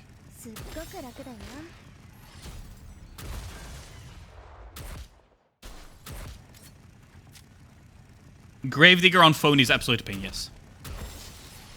Gravedigger on phone is absolute pain. But see, I barely have to think. I just need to roughly aim where I need to aim. And the shotguns kind of just clip it. Now, my account is very strong, so yes. And this is not EX Gravedigger. So this is way easier than it probably is for you. But that's kind of the rough idea for dealing with Gravedigger. You can fuck it weeball with Red Hood and then put something else to do damage and just track it properly. Or you could run some shotguns and hope that you can clear the circles. The most important thing to keep in mind when it comes to fighting Gravedigger is the transition timings. Because transition timings is what can really, really fuck you over on Gravedigger.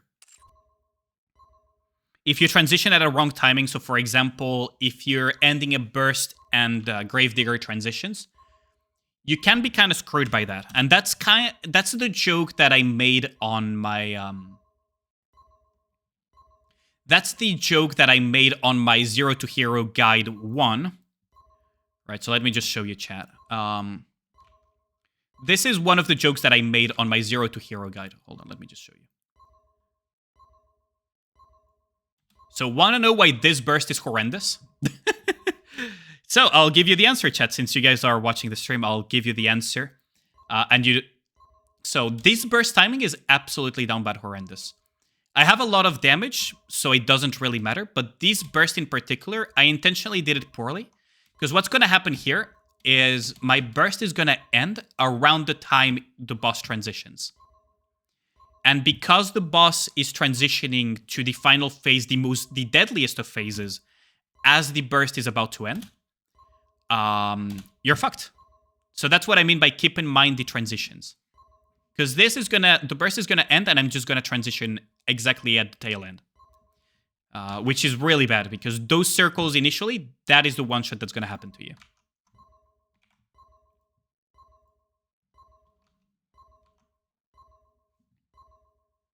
So transitions are very, very important on Gravedigger. Especially when you have to knowing when to use and when to hold your full burst. Gravedigger is really good to teaching you that. Because, for example, okay, let me just damage Gravedigger just enough here. Oh, I got stunned. Whatever. I'm gonna try to transition him ASAP, so it's like 7 or 8 health bars roughly. Bonk, bonk, that doesn't matter. It doesn't matter, this thing cannot kill me anyway, so it's just for the sake of demonstration, right? So, let's imagine you're ending your full burst, right? And it transitions, so as soon as it hits 70 transitions. Now you're out of full burst, meaning that you cannot kill these circles easily. Right? It's going to immediately slam into you, and this one is almost guaranteed a one-shot in EX Gravedigger. This slam on phase 3 is almost a guaranteed one-shot. Right? It's almost a guaranteed one-shot. Unless you have a very, very developed roster, it's almost a guaranteed one-shot. This thing. So you really need to rotate your bursts in such a way that you prevent it from killing you.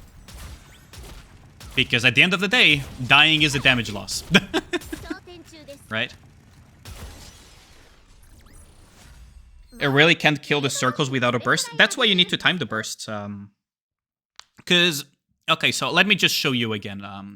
I'll just add a couple of... I'll just put a stronger Nika here. Oh no, Mate Privity is good enough, actually. Okay, so I'll just show you what I mean by you need to time your bursts, because, as I said, you don't need to clear every single interruption circle. So you don't need to interrupt him every single time without fail. That is one of the things that people don't realize, is that you can fail some circles, right?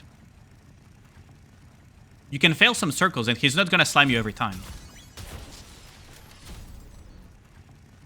Right? He's not going to slam you every single time. You can skip some of them. Right?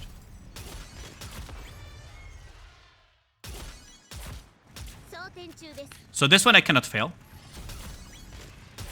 There. But this one I can fail. I believe this one I can fail, yeah. There. You don't need to clear every single one of them. Right? You see what I mean? You don't need to clear everything.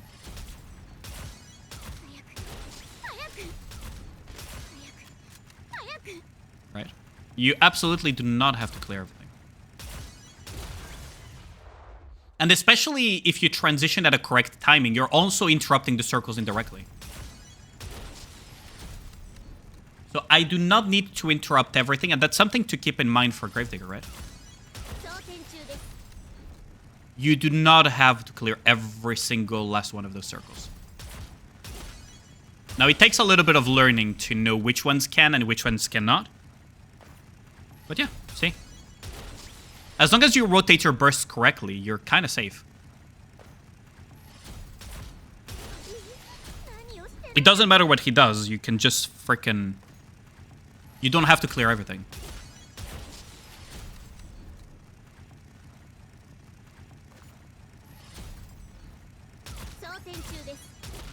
Oh, this one is gonna slam me though, because I missed the last circle. So that is something to really keep in mind, is that you don't have to interrupt every time. This one, I believe, is gonna slam me. I'm not 100% sure. No, it's this one that will slam me, actually. There we go. It went... Yeah, we're safe. So you don't have to interrupt every single time. So for example, here I could actually just ignore it. And here we just interrupt and we're good to go. So don't hard focus that much on clearing circles, because as long as your full burst clears the correct ones, you can just ignore the rest.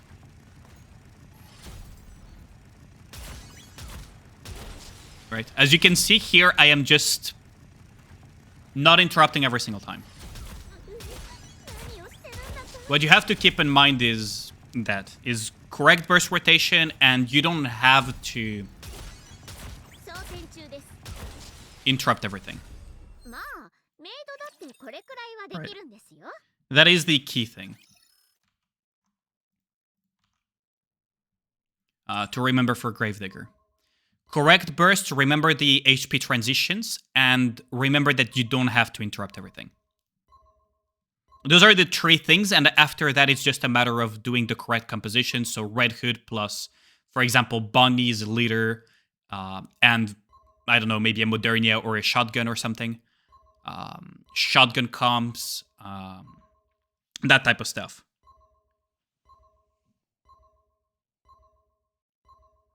The moment you burst DPS, you instantly die. You don't have any of those units other than Red Hood.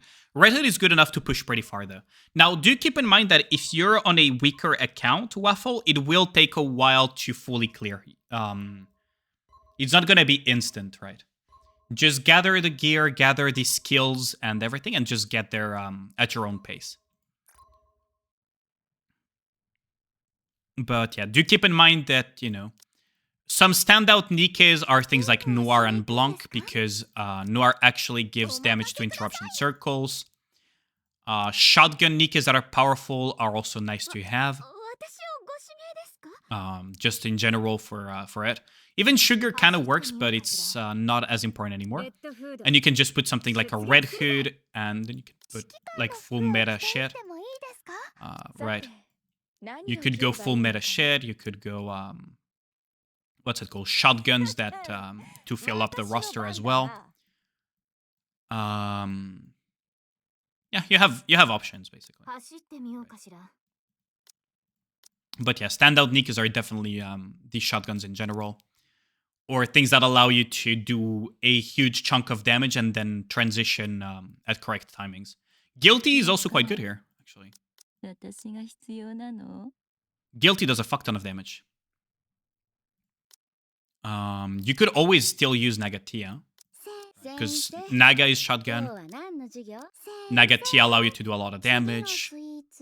And then after that, it's a matter of, you know, having, you know, a comp to go around with it. You're currently 476 on your Red Hood. I see. Do try to level up your S1, though, as well. Because this is actually pretty solid. Kind of stressful to drill. Oh yeah, I understand. It's not an easy boss, right? So the hardest bosses in Special Interception EX are Train and Gravedigger. Everything else shouldn't pose too big of a threat, assuming you do the mechanics correctly. Or you find ways to deal with them. Because, for example, Blacksmith can be quite dangerous, but not as dangerous as the others. Because of the bullets that he shoots. And Harambe is a matter of kind of just dealing with his missiles. You can shoot them mid-air, so it's the infamous 1-2-1-2 that I used to do. Where you go right, left, right, left. If you know where the missiles spawn, you can just kill them on spawn. Who else is on SI rotation? Harambe, Blacksmith, Train, Gravedigger, and that's it, right? Isn't it?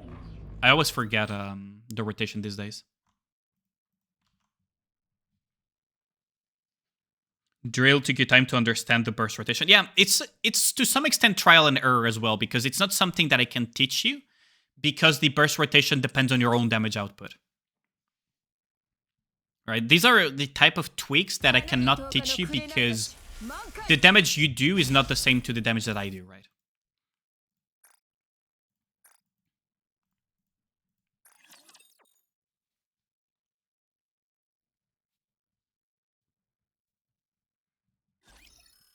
But yeah, that's kind of the idea for training. If you guys have any questions, by the way, feel free to ask any questions.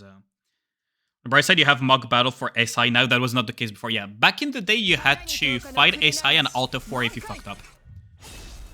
Now you don't have to do that. But if you guys have absolutely any questions, feel free to ask them. I will answer to the best of my ability. Let's see. This fight, I don't remember if it was annoying or not. Oh, it has a lot of suiciders though. It has a lot of suiciders, but it should be feasible with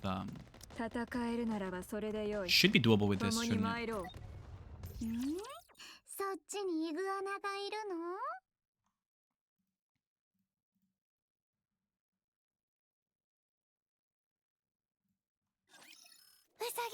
Let's clear some additional stuff there.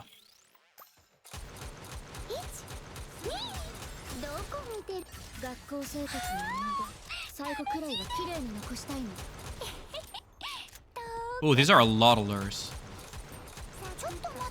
And kamikazes, okay.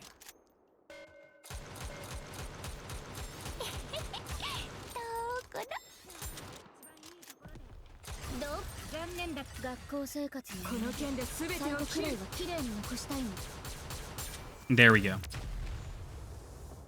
But if you have any questions about SI, about the future solo raid, or whatever, team comes for Crown, even though I already mentioned them. So that's that.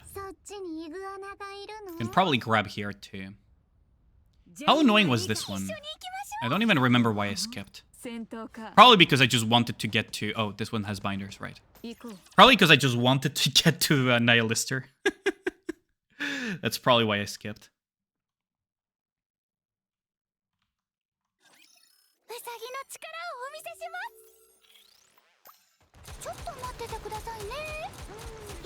Oh, these are soldier class ruptures that I need to deal with them. So these little things are very dangerous too.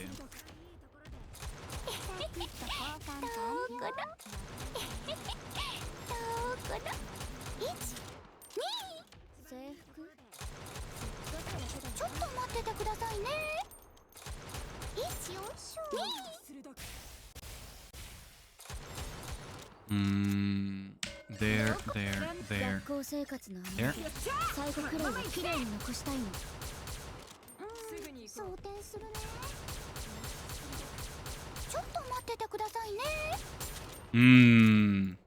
Not enough damage though. Unlucky.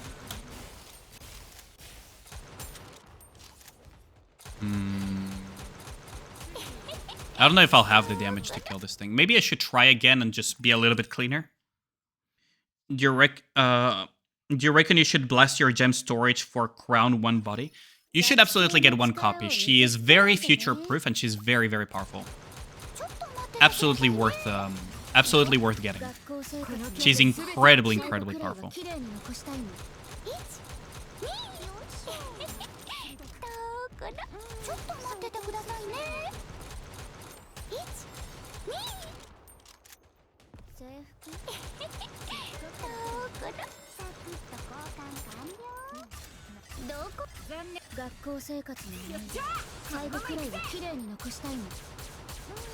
I forgot to switch back on aim assist, damn it. There we go. I forgot to switch back on aim assist, so I was missing a lot of core shots there. Think again, trying to replacing Blonde Noir with Crown. It's not a matter of replacing. This isn't Genshin Impact, right? Crown is an alternative for a lot of additional scenarios because she gives attack damage, she gives reload speed, she's iron-coated, she is MG. She has a lot going for her. but it's not a one-to-one replacement type of thing. Ooh, this is... Right, this stage is annoying, wasn't it? Didn't ask you since I thought you had your headphones already, but when I join my union server, you can send you an invite. Surprisingly active for some reason. I mean, sure, but... I mean, sure, I can join. It's fine. I'm not gonna be active in it, though. I don't have a lot of time to be active, but I can definitely join.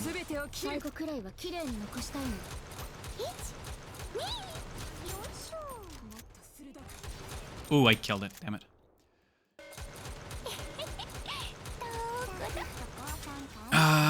Okay, the fucking Moonwise there.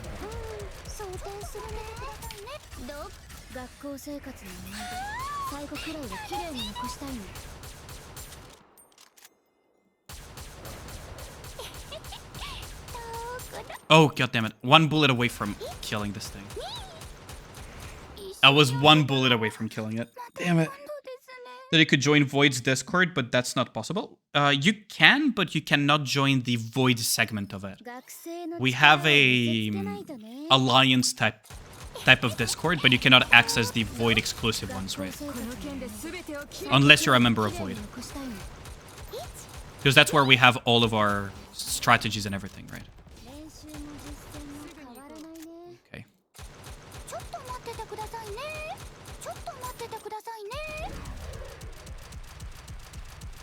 Okay, we just need to have the burst ready. There.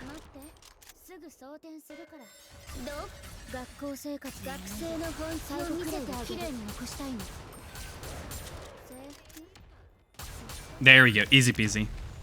You already have your stuff, but asking in case you'd be interesting. Yeah, of course. I'm always down to join people's Discords and everything, as long as it's not, you know, Oh, thanks a lot for the follow, much appreciated. Dude17771. Thank you, thank you.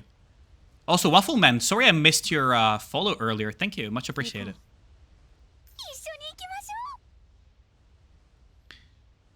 Dude, time gladdy.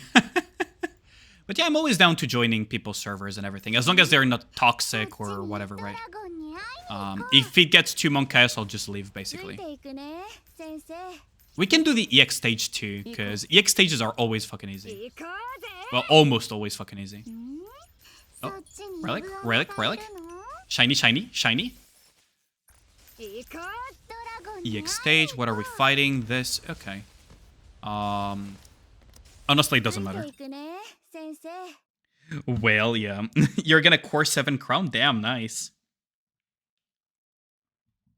I think I recognize those emotes. Shio.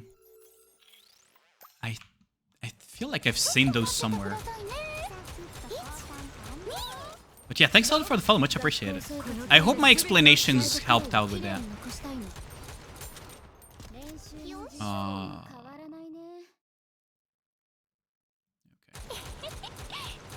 Oh, that's even more farther, huh? That's fine though. These are not CP gapped, so I don't have to worry about my stats being penalized. I don't have to worry about my stats being penalized here.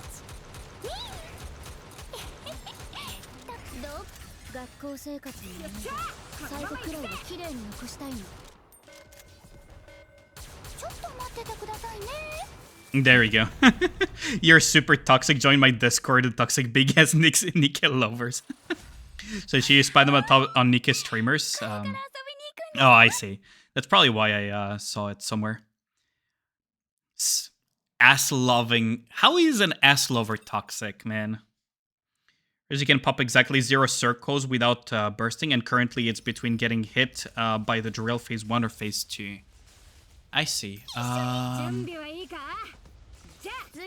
would have to to take a look at it at some point. Maybe you can record it and put it on my Discord server in the Nikke help tab.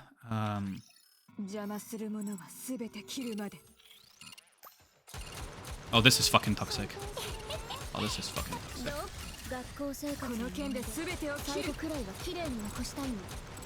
Also, I forgot to swap to freaking leader. That's not gonna end well.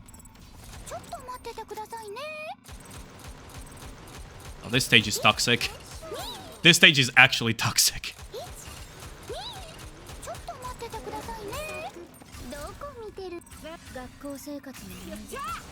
I know exactly what's gonna pop out.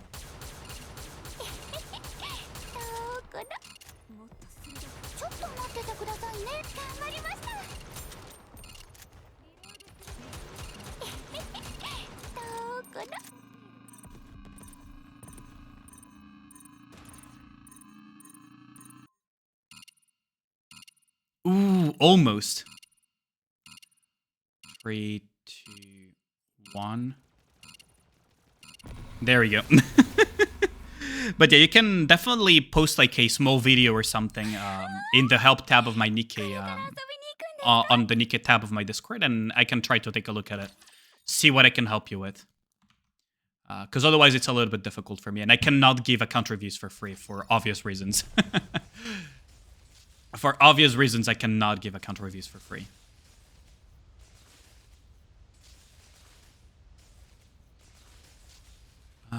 Let's see. But yeah, if you enjoyed the stream, feel free to drop a follow to catch me next time.